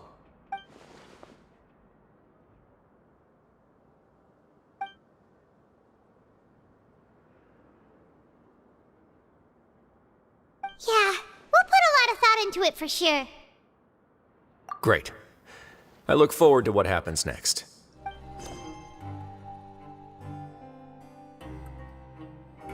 We're back! Welcome back. Do you want a cup of tea? How can you be so much like Risley, always drinking tea? Huh. Actually, now that you mention it, I just remembered something now. While I was sedated, I could still barely hear 2 people talking next to me. They were discussing everything, from the leaves to the water and even the teacups themselves. Must have been Risley and Sijween. Yeah, I heard 1 male voice and 1 female, so it should have been the 2 of them. They really were just talking about brewing tea. I really can't make sense of this place. So, Traveler, Paimon, were you able to learn anything from Risley? Yeah, he explained everything. Very well. Then, would you mind checking your answers against my speculations? Yeah, I took the time to rest, so I'm feeling a lot more relaxed now. Nobody else is around, and Miss Sijween is also busy with something or other, so let's just talk here. All right, then I'll posit my theories. I asked myself 3 questions. Firstly, why was Fremine affected by the primordial seawater? It was because he dove into the sea. My theory is, the long-lost primordial sea is probably very close to the Fortress of Meropide. Ooh, he's good. He got that right on the first try. That's our Lyney. Secondly, Risley's attitude changed dramatically during the course of our stay here. He ignored us completely at first, then suddenly roadblocked us. Why? I spent quite a long time thinking about this. If he has been monitoring the Fatui since the very beginning, he probably ignored us at first because he was hoping we could find Master Child for him. What's more, the Fortress of Meropide is not part of Fontaine's court system, nor does it report to Udex Nervulet. Risley is basically the king of a no-man's land. As long as the fortress doesn't do anything about Master Child's disappearance, Father can use it to pressure the Fontaine authorities. And while the two factions are pitted against each other, Risley will be free to move between the parties of interest. If I had to guess, he probably has something that he's working on himself. It's likely related to the secret of the Infirmary, but I just can't think of what it could be. You're super smart! Thanks so much. Then finally, there's the last question. If Risley does have a plan, what could it be? All I know for now is that his plan probably has something to do with the changing nature of the seawater. He's even gotten Cloran to help him out.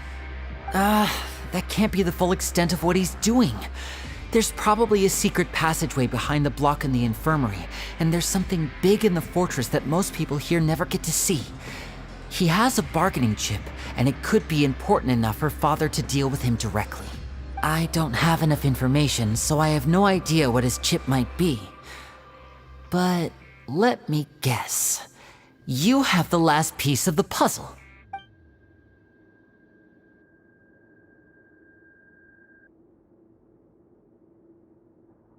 I can't believe it. The sea will engulf everyone. Just like the prophecy said. Could Risley have wanted to meet Father to figure out a way to deal with this crisis? If you remember, I once mentioned that Father sees the House of the Hearth as her base of operations, and she truly wants to resolve the crisis. But how could Risley have known that? Or perhaps he didn't know, and just wanted to bring Father over to his side? Which could be why he said he just wanted to negotiate. Yeah, that makes sense to me. I understand your concerns as well, Traveler. I'll figure out a way to pass this on to our father. No matter what, we're on your side. The two of you have already aided us far too much. We probably wouldn't be standing here right now if not for you. If you ever need anything else going forward, please come to the House of the Hearth at any time. Though you may not share the sentiment, after all that we've gone through together, the three of us basically see you as family now. You have my gratitude. Thank you for protecting Lyney when it really mattered. And thank you for sharing the secrets of the fortress with us. We didn't think you were going to do it. Why are you being so formal all of a sudden? Given your strength, you might not need our help at all. But if you are ever in danger, we will try our best to protect you. Aww, the sound of that makes Paimon feel all warm and safe inside.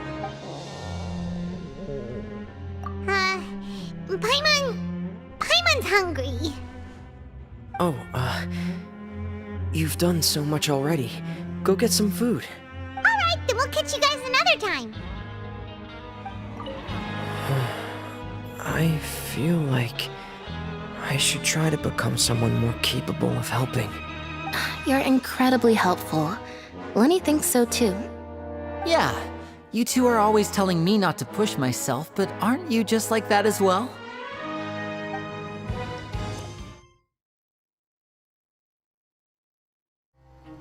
It's time for dinner. Welfare meals now being served at the coupon cafeteria. Come on, let's go pick up ours as well. Traveler and Paimon, over here. Are you here for dinner too, Miss Sijween? And I'm taking the opportunity to prepare Miss Cloran's dinner as well. Huh. You're right. She's actually sitting in the fortress cafeteria. What would you like to eat? Yep, you can. I've already talked to our chef, Mr. Wolsey. It's all on me today, so you can get whatever you'd like.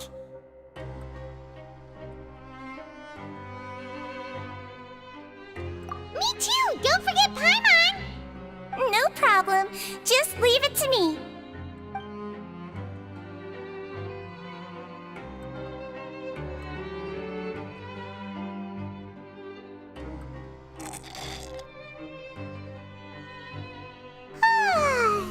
delicious. Is this how it feels to be freeloaders?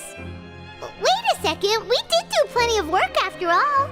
Feeling full yet? How's the food? Delicious. I'm so glad to see you all so happy.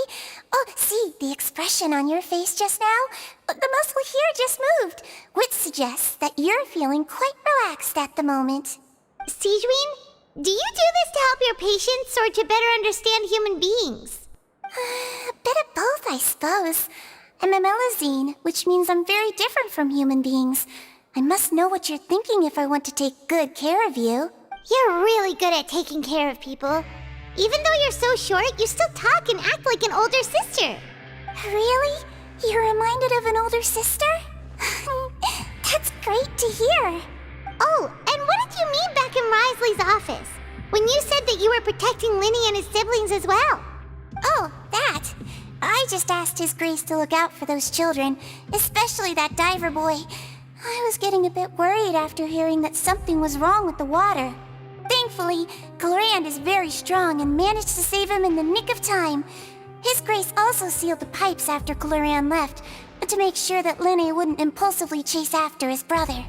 Although the path was blocked, we still stationed some guards there to stop anyone from approaching. They were instructed to only open the door once Miss Clorand had returned. Oh, and I was keeping an eye on Mr. Lyney as well. We had to press him, but we couldn't allow him to be in any real danger. You were all super considerate and really thought everything through. It's just what we do down here at the fortress. At least this has been His Grace's style for as long as he's been the leader. Oh, I really wish Monsieur Nervula would come down here more often too. I feel like he'd like it here, with all the darkness and chaos. Get a good night's rest, you two. You've both worked very hard. Clorand! Ah, it's you two. How's dinner? It's all right. Miss Sigewinne really put in a lot of effort. So we heard that Risley invited you to come down to help, and you saved Fremenade too! You sure work super fast! Oh, it was child's play. Still, Paimon didn't know even champion duelists could take on side jobs. Oh, and why aren't you eating with Sigewinne and the Duke? Won't you get bored eating by yourself? Miss Sigewinne was with you, and the Duke has business of his own. Actually, didn't Navia say that you went out for dinner with her as well? Yeah. First time in a long time. First time in a long time? So you mean you've gone out to dinner with her in the past? In the past, yes. You seem to be enjoying yourselves here. Things will be getting messy at the fortress soon. Don't run around unnecessarily. So much has happened. Paimon just feels absolutely exhausted now that she's finally relaxed. Paimon's super sleepy. Are you sleepy too?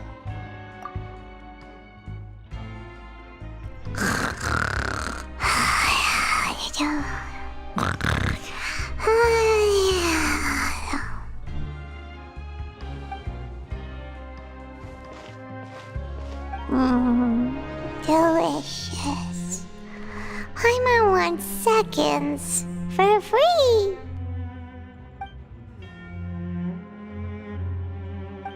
Out of my way! Get out of my way! What happened? Why is everyone running? No idea, but something must have happened. Stop asking! Who's yelling? Paimon still wants to sleep.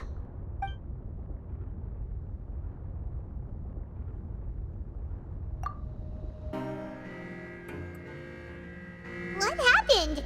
Why is everyone running around? Hey, what are you doing? No time to explain, mate. Goodbye! Hey, wait! What's wrong with these people? They won't even talk to us. They're here! Yeah, there you are! Oh, thank goodness! Quisto and Laveroon, do you know what happened here? We came here especially to inform you. Something seems to have gone terribly wrong just now. His Grace is telling everyone to evacuate and get out of here. Laveroon was saying you two are new here and you don't have many friends, so you might slip through the cracks.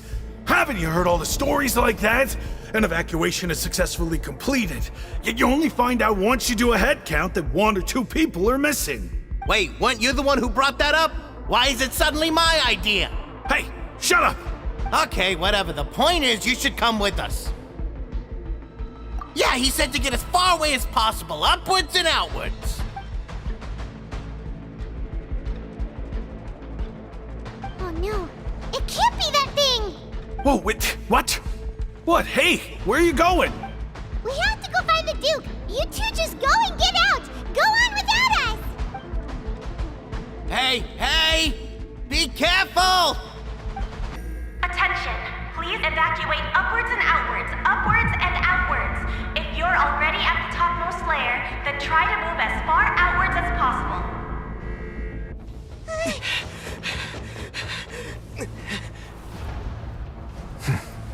They're here. Just like I said. We have it!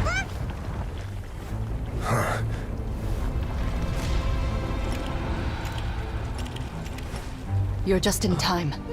But be ready to run.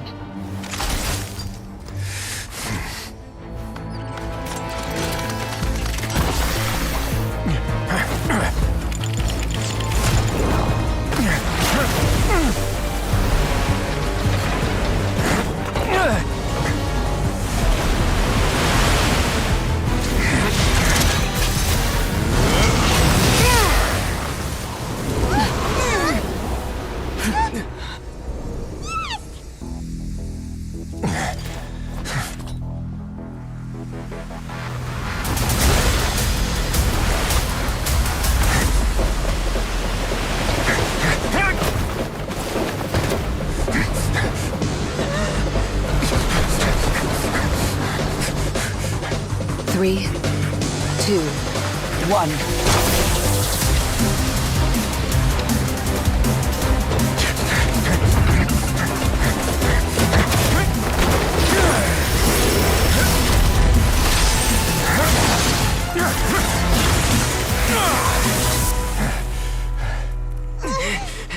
This won't hold it for long. Find Neuvillette. Tell him the defenses are about to collapse. Then what will happen to you? Until he arrives, we're the last line of defense.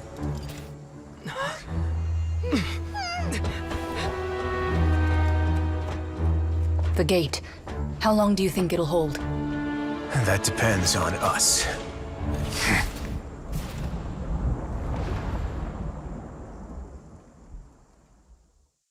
Neuvillette? Why are you here? Traveler, I need you to head to the Opera House immediately. Farina will soon be meeting with the Knave there. You must protect Farina, and make sure she doesn't spend too much time alone with her. Will do. You have my sincerest gratitude.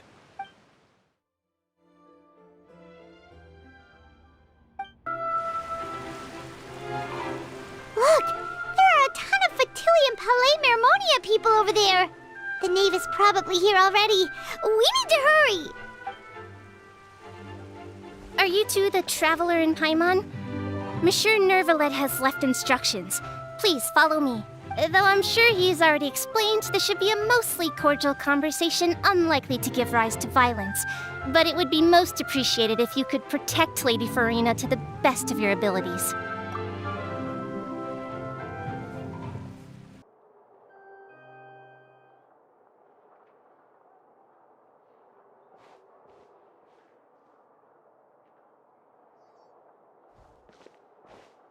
Oh, so you two are the honored guests Miss Farina mentioned. Of course, of course! How could they not attend a meeting such as this? I must always have 2 or more guests at my dessert table. Otherwise, the occasion would be too lonely and unbecoming of my station. It is my pleasure to make your acquaintance, traveler. I have heard much of your accomplishments. I am the Knave. One of the 11 Fatui Harbingers.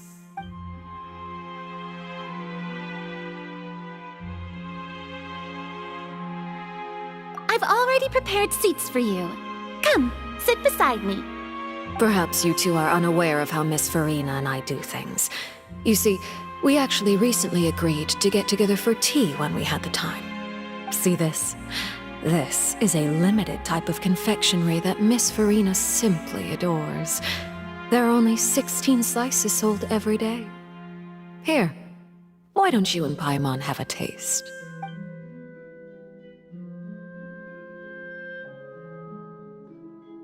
Traveler, what do you think of this cake? That's good to hear. So what Child said was on the mark after all. You do share a taste in desserts with Farina and I. I wonder how he's doing nowadays. You must have heard, right? He's suddenly gone missing. I'm really worried about his safety, you know. Here's to hoping that he's an excellent swimmer. Since we're talking about him, I feel like I should add something. His martial prowess really looked certainly pretty impressive, yeah. Oh, so you're also familiar with his aptitude for fighting, Miss Farina. Oh, right. I almost forgot. Child was subdued by Udex Nuvillette right in front of you. Against ordinary people, my colleague would never be on the back foot. But alas, he just never imagined he'd run into such a person. I must express my admiration for Monsieur Nuvillette. Coming from you, that's not surprising at all. But I thought you would be happier to hear the news. Of course, but it's still a bit of a shame. You see, I would have been far happier had I received this news somewhat earlier.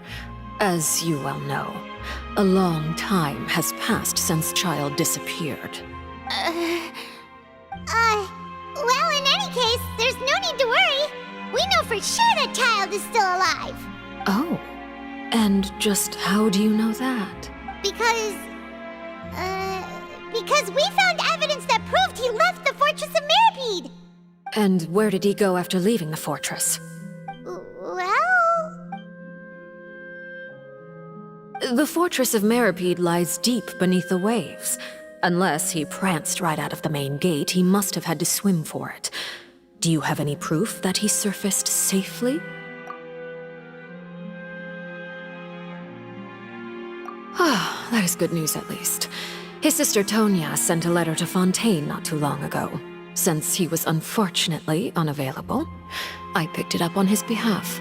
Do you have any idea how he usually writes back to his family? Dear Tonya, your letter made me feel like we were still enjoying our time in Snezhnaya together. I'm currently admiring the scenery on the streets in front of the opera house.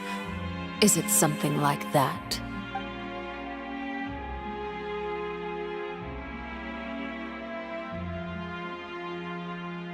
All letters tend to follow the same few formats anyway, right? As long as the contents are accurate, it doesn't matter so much how it's written or how it's worded. Hold on. The water in the teacup is shaking. I suppose this is also a sign of things to come, Miss Farina. I don't quite understand what you're trying to say. Have we entered into the next stage of the prophecy?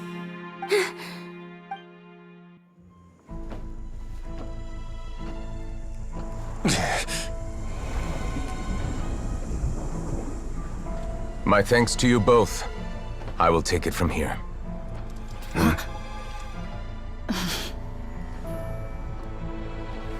Sure you don't need a hand? Quite sure. Wow. So, what's your secret, huh? Let me guess. Nah, who knows? Maybe it's just your sense of responsibility. Sounds about right.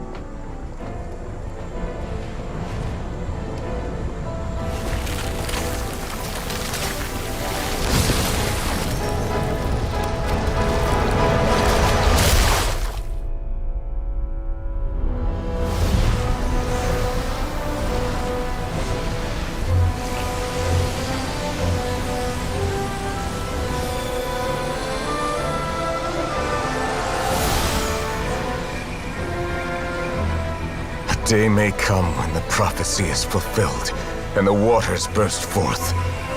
But it is not this day! This ancient power could easily obliterate an entire race.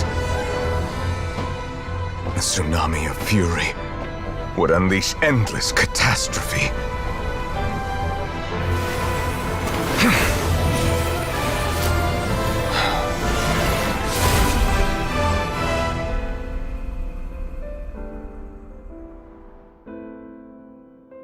This sentence is too severe. Forgive me for overruling it. All right. Seems like the problem inside has been suppressed. Let me guess, we're safe for now. Indeed. But only for now. I win this bet. You owe me a present. Very well. It was indeed just as you said. You made a bet? We made a bet on the size of your entourage. Cloran thought you wouldn't come down by yourself. I figured you would have at least brought a few people along for appearance's sake. It appears I underestimated just how confidential the mission was. Shouldn't you have gotten used to confidential missions by now? That's just how the courts operate. So what gift must the loser give? Tea? He already has tons of tea in his office. I'm thinking about a set of legal codices. That wouldn't happen to be a dig at my lack of legal awareness, would it? Well, I'm sure His Grace doesn't consider the fortress to be outside the law. I was under the impression the residents of a place like this would be uninterested in the legal codices. That was obviously a joke. Anyway, you've still got some unfinished business to attend to in the overworld, correct? No need to stay here if you have a pressing matter. We all know you can't leave Palais Mermonia for long. Thank you. I hope everything went smoothly with the Fatui Harbinger.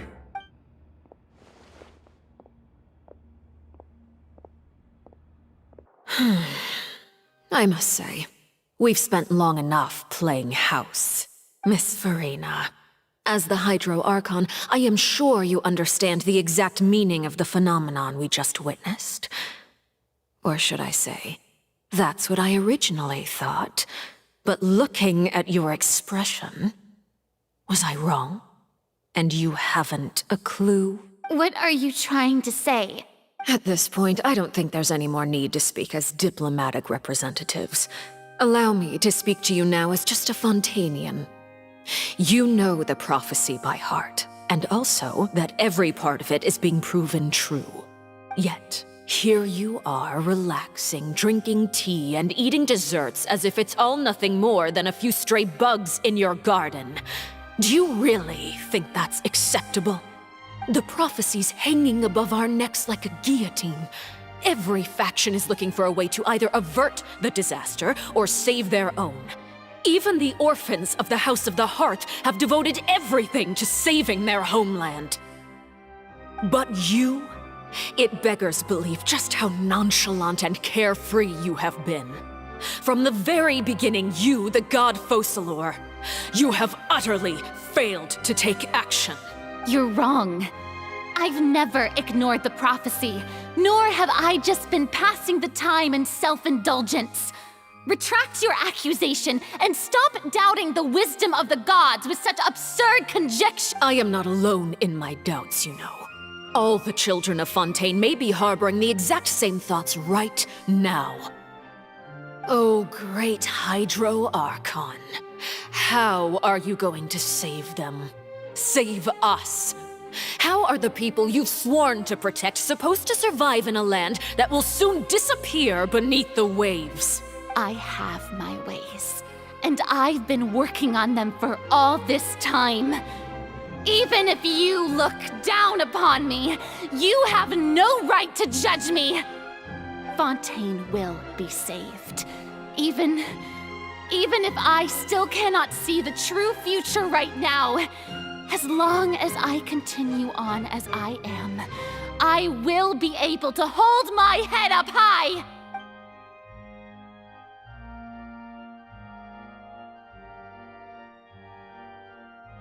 Then I ask you, Miss Farina, just what have you been working on? Where can we see it, and what is it doing to help?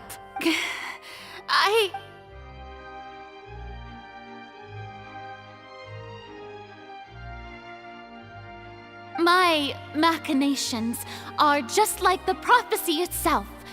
They will only reveal themselves at the fated time. It is just that beings like yourselves are unable to perceive them as of yet. I see. As a god, the proof of your labor always lies beyond prying mortal eyes. Allow me to be so bold as to ask another way. Would it be possible for you to tell us the parts of your plan that are not confidential? Such as your emergency response plan for the impending disaster? An emergency response plan? Oh, that look in your eyes. Have you not even prepared one of those? The emergency response plan is also strictly confidential.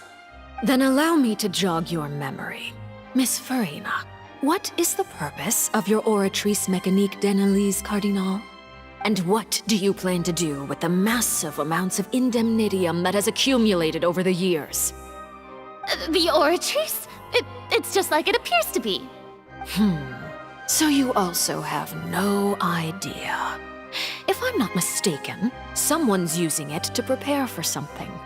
But unfortunately, it would seem that someone is not you, Miss Farina. I first caught wind of this when Lyney tried to investigate the Oratrice in the Opera House. You see, even just getting close to the core contaminated him with an extremely large amount of indemnitium. But even if that had nothing to do with you, then what could you possibly be working on, oh great Hydro Archon? Oh, right. I almost forgot. Udex Nouvillette is not at the tea party with us today. Miss Farina, I suppose you must have ordered him away to take care of some troublesome business. Yes, that's exactly right. Please keep it a secret for me. Of course I will. Although, I must say, Miss Farina, you seem quite insecure without the Udex by your side. Oh, very well. Let's stop that conversation here. There are still a few slices of cake left, so please, help yourselves, everyone.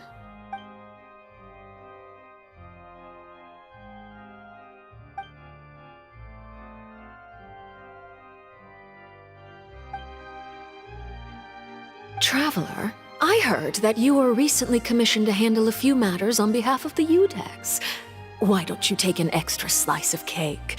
Those who work hard deserve gratitude and praise. You too, Paimon. Thank you. Paimon will take you up on that offer.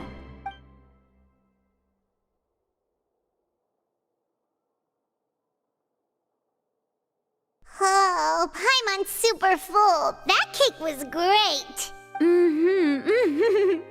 If it's on my tea table, it must be of the highest quality.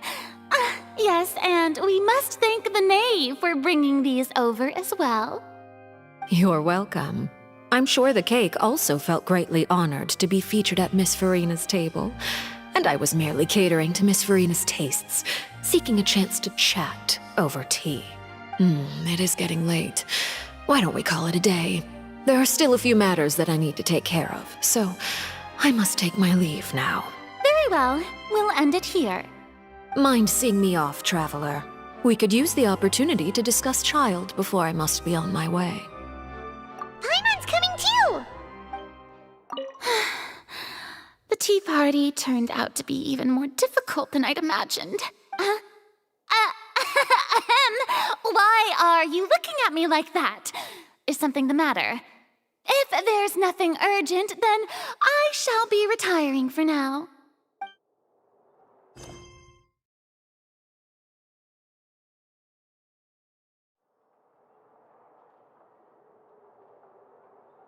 I'm glad that you were willing to come with me.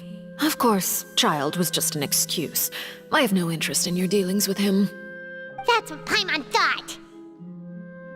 You lent your aid to the children of the House of the Hearth.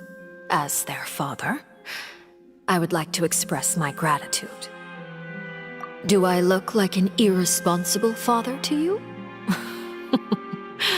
The House of the Hearth is very important to me. You should know that I care deeply about my children. That was all. Formal topics should be discussed in formal settings, and informal topics in informal settings. I know you just returned from the Fortress of Meropide. Relax. I have no intention of trying to get anything out of you. Lyney, Lynette, and Infirmary are still there, and I trust their judgment and abilities. They've all been working very hard and have always done all they can to fight back against anyone who tried to stop them, especially Lyney. You mean Wriothesley. He's a tricky one to deal with. It's unfortunate that Lyney's so eager to prove himself that he can't learn to rely on others, including me. By the way, and you can just consider this a bit of idle gossip, but what's your impression of Furina? You are outside of our disputes, and the freest person in all of Fontaine, able to move around most easily. Allow me to share my perspective with you. And that's everything that happened during the trial. Master Child was declared guilty and immediately transported to the Fortress of Meropide. Didn't he say he was coming here on vacation? Does he not feel an ounce of shame for all the trouble he has caused? Forget it. He did give us an opportunity. I will be meeting someone shortly. Do you require help with any preparations? No need. I will take care of it myself. I need to meet with Furina, the Hydro Archon. She is at the heart of Fontaine. But what's fascinating about her is that she often seems more like a celebrity than a working Archon. Oh? Come over here, you little critter, you! You dare to run from me? Stop right this instant! My goal is just to discover the location of the Gnosis. But I didn't expect the chance to approach Furina to be handed to me on a silver platter. This is so easy, it's actually making me a bit suspicious. Anything left unguarded is usually just bait. But no one will blame someone for taking the bait. After all, from the moment it was attached to the hook, the bait is meant to be sacrificed. It's just as I guessed in the second before I struck. The Hydronosis is not currently held by the Archon. In fact, this Archon doesn't seem like a god at all. And I sense that she's under some kind of curse. Who are you? And what are you trying to do? Please don't kill me! I'm begging you, please! The fear in her pupils is genuine, so perhaps she's not bait after all. Either way, targeting her has lost all meaning. I left the scene with ease. Nobody came looking for me, and nobody could serve as a witness to my near assassination of Focalor. I suspect even Furina dares not mention this incident to anyone. Not long after, my informants confirmed what I had guessed. After returning to her quarters, Furina quietly cried alone. She was so scared that she could not sleep that night, nor could she even bring herself to eat her cake. There's no doubt that there's something wrong with her. I began to entertain the possibility that she is not the true Hydro Archon. Perhaps Iudex Neuvillette is actually the genuine article. I have to find the Gnosis. If the Neuvillette hypothesis is correct, he is probably in possession of it. Alternatively, it might have been hidden in a place that's hard for ordinary people to access. Yes, Father. My dear children, please speak. News from the Fortress of Meropide. Master Child has gone missing. On top of that, the contacts and guards we bribed at the fortress have all gone quiet as well. Probably the handiwork of that Wriothesley. I'm afraid so. This is a good opportunity. The value of a harbinger is much higher than most would imagine. We now have an excuse to exert diplomatic pressure on the Fontaine authorities. Set up a meeting for me. I would like to meet the Hydro Archon and Iudex Neuvillette. Oh, and I have an additional mission for you three. Yes, Father. Tartaglia's disappearance was not a part of my plan, but I can use it to make a breakthrough. With this as my excuse, I can ask for an official audience and continue my investigation of Farina and Iudex Neuvillette. The initiative belongs to the House of the Hearth. My wish to investigate the Fortress of Meropide will be a front. Lyney and his group will be responsible for the actual intelligence gathering. You should know the rest. Lyney's group is quite close to you, so they wouldn't have hidden anything from you. You attacked the Hydro Archon? It wouldn't mean anything, even if you shouted it from the rooftops. After all, even Farina herself is still pretending that nothing of that sort ever happened. Alright then. I've now had 2 chances to enjoy tea with Farina. I have to say, the leadership of Fontaine is even more inscrutable than I had imagined. I once surmised that Iudex Neuvillette must be the Hydro Archon, but now, that doesn't seem right to me either. I am a servant of Her Majesty the Tsaritsa. Over my years of service, I've learned how a real Archon conducts and carries themselves. Whether Iudex Neuvillette or Farina, neither fits the bill. It's hard to imagine either of them as the Archon. Of course, that is all just how I feel. Gut feelings often do not require justification. It is, however, quite amusing to me that after all my years working in intelligence gathering, I've come to realize I am at a complete loss regarding the identity of the god of the land of my birth. Don't you think Fontaine is quite intriguing? A catastrophe looms, yet many secrets have yet to rise to the surface.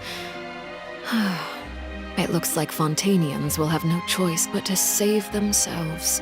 Ultimately, though, one must survive in order to do anything else. Should the need arise, I would be happy to cooperate with you. You don't need to commit to anything right now, of course. I have a feeling that the situation will continue to evolve, and as your name is often connected with noble deeds, I'm sure we will work together someday. He certainly returned quickly. You must want to catch up with each other, so I'll leave you to him.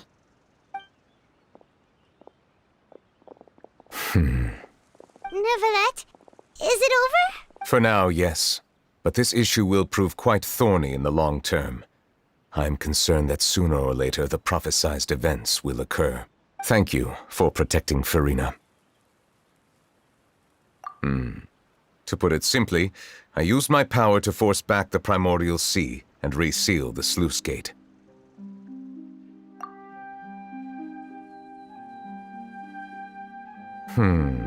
So as expected, the knave has turned up the pressure on Farina. She's trying to feel her out, though I'm still unsure as to her motives. Permission granted.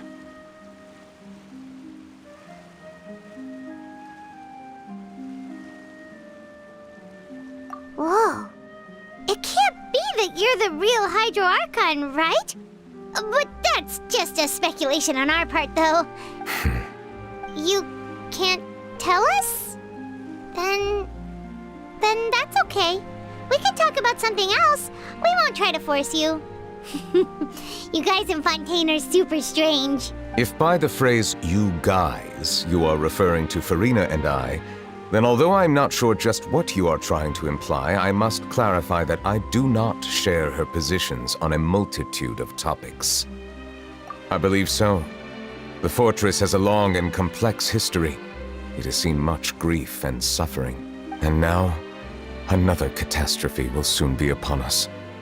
I mourn this turn of events. Huh? Why is it raining all of a sudden?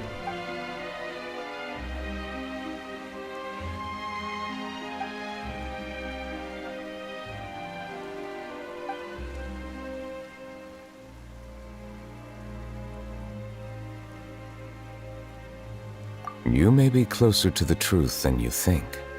Oh? And what are you thinking?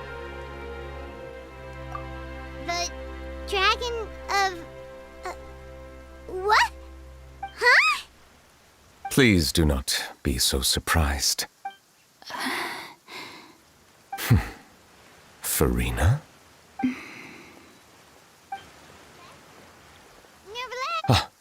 My apologies. We were just guessing randomly. We didn't guess right, did we? You're not actually the Dragon Sovereign of Water, right? Well, if you don't want to confirm or deny... You guessed correctly.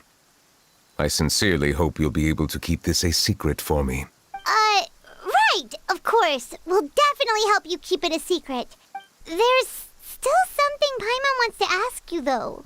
Please, go ahead. Well, if you are the Dragon Sovereign of Water, and you were able to force back the primordial sea from the fortress, then since Fontaine's prophecy is all about seawater, couldn't you just use your power to solve the crisis? None of the currently living dragon sovereigns in the world, myself included, possess our full dragonhood.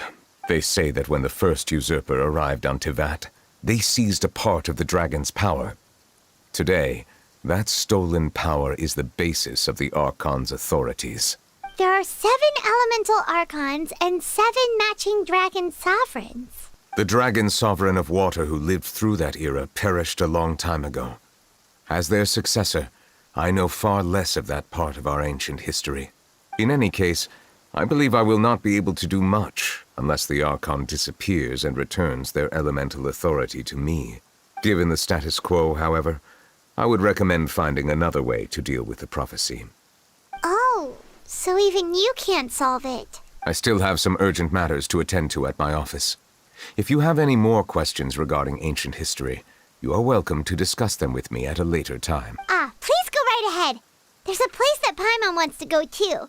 Traveler, why don't we pay another visit to the Fortress of Meropide? Paimon is a little worried. We'll see you another time. Take care.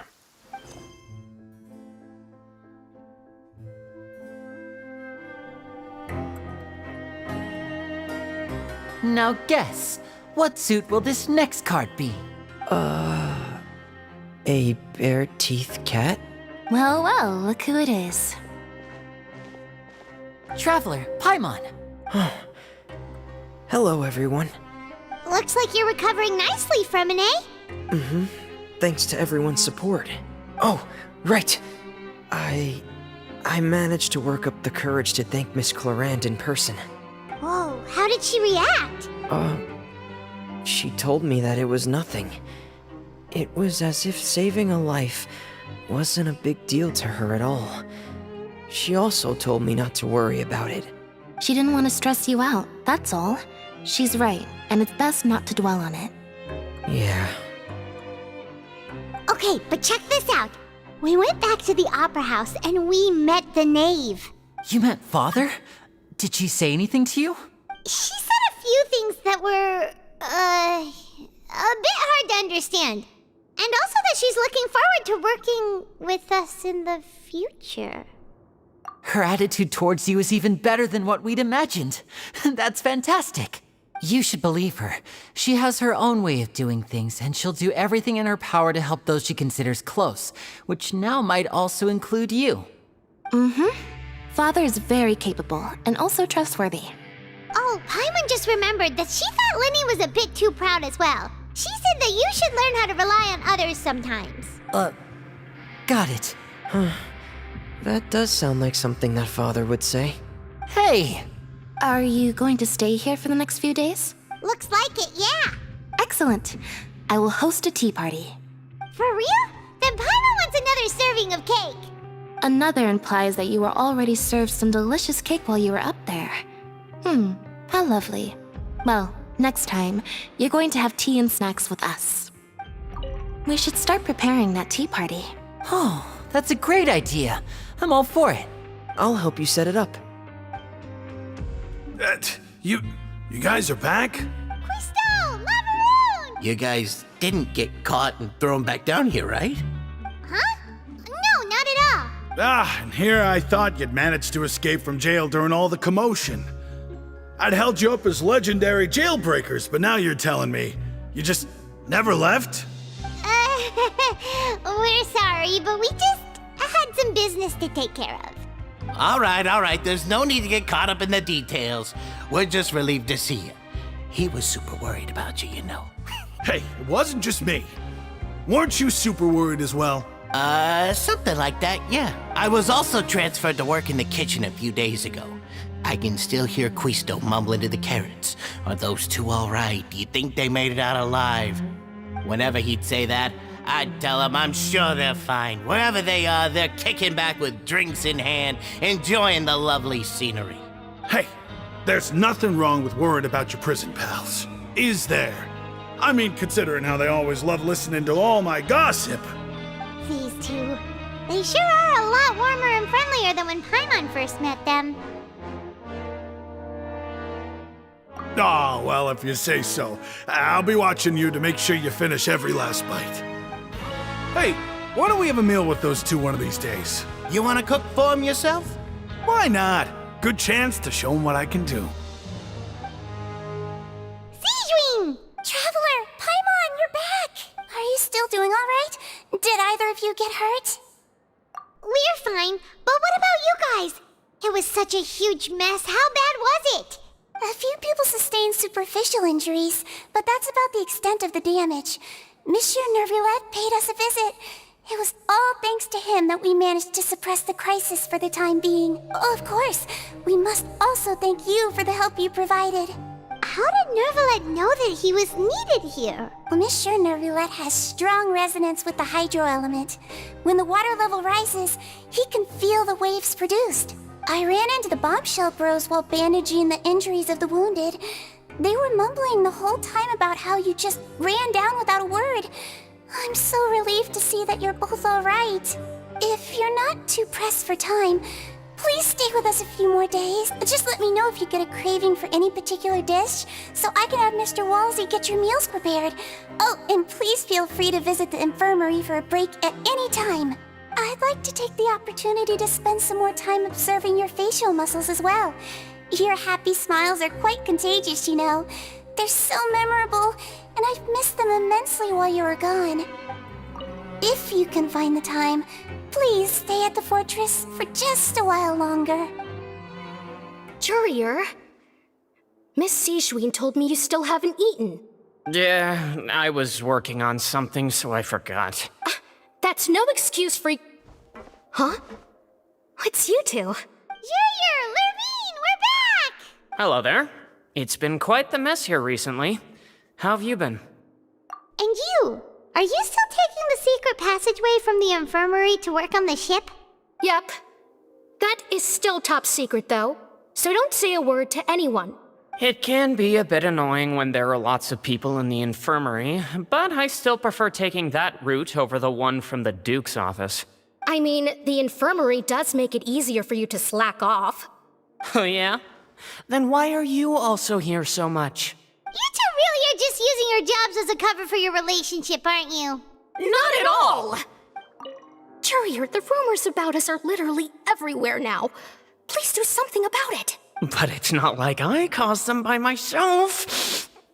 All right. I'll try to do something about it when I can find the time. Do my eyes deceive me, or did I just see two inmates come back after making it to the surface? Some strange winds blowing of late. We wanted to see how the fortress is doing. Is everything still all right? We're fine, for the most part. Nervulette came down and took care of the worst of it. If that's the case, why don't you just ask him to stay here? Oh, yeah, what a brilliant plan. Let's go convince the Udex himself to exchange the courts of Fontaine for a puddle of water in the middle of nowhere. He came here in a hurry and left without even stopping for a cup of tea. He did remember to take Miss Sijween's gift with him, though. He sure sounds super busy. Miss Cloran has left as well. She also took her gift from Miss Sijween. Were the gifts milkshakes? Nervulette got the milkshake. Cloran received lipstick instead. Those aren't even remotely alike. Well, it's Nervulette's own fault for making Sijween worried about his health by working so much. But besides that, our head nurse is still pretty fond of picking out beauty products for the ladies. Oh, and I have some gifts here for you as well. Are these from Sijween too? Nope, they're from yours truly. You've already wrapped up your work at the fortress, so you can return to the surface at any time. You haven't yet served your full prison term, however, so you may continue to use your cell until your term is up. For real? Then we could stay here for a really long time? You may access the cafeteria for free. Hooray! Just remember to come complete your paperwork once it's time for your release. Your file can't be closed until we've completed your paperwork, so don't forget to come find me again when you're done serving your sentence. We're back in our cell again. We're no longer prisoners, though, so it really doesn't feel the same. Being free sure feels pretty special now. Huh? How did you know? Hey, that's not true! Alright. Okay, Paimon just wanted to say that we really are an amazing duo after all. It's like we've now gone to so many places together and become friends with so many people. We've never stopped traveling or stopped meeting new friends. There are so many bad things in the world, and we're just two people, but we've still been solving problems no matter where we go. Isn't that pretty cool? You're counting Paimon today? Aren't you the only adventurer here? Then let's ask Catherine to give Paimon an adventurer handbook as well. Paimon will also be an adventurer from today forward. Just our thoughts making Paimon giddy. Paimon's gonna crash, so you sleep soon too. The last time we fell asleep here, we woke up to a whole mess outside our cell. The primordial seawater nearly rose up. That was so scary. We should be safe now, right? Alright then, good night to you, Traveler.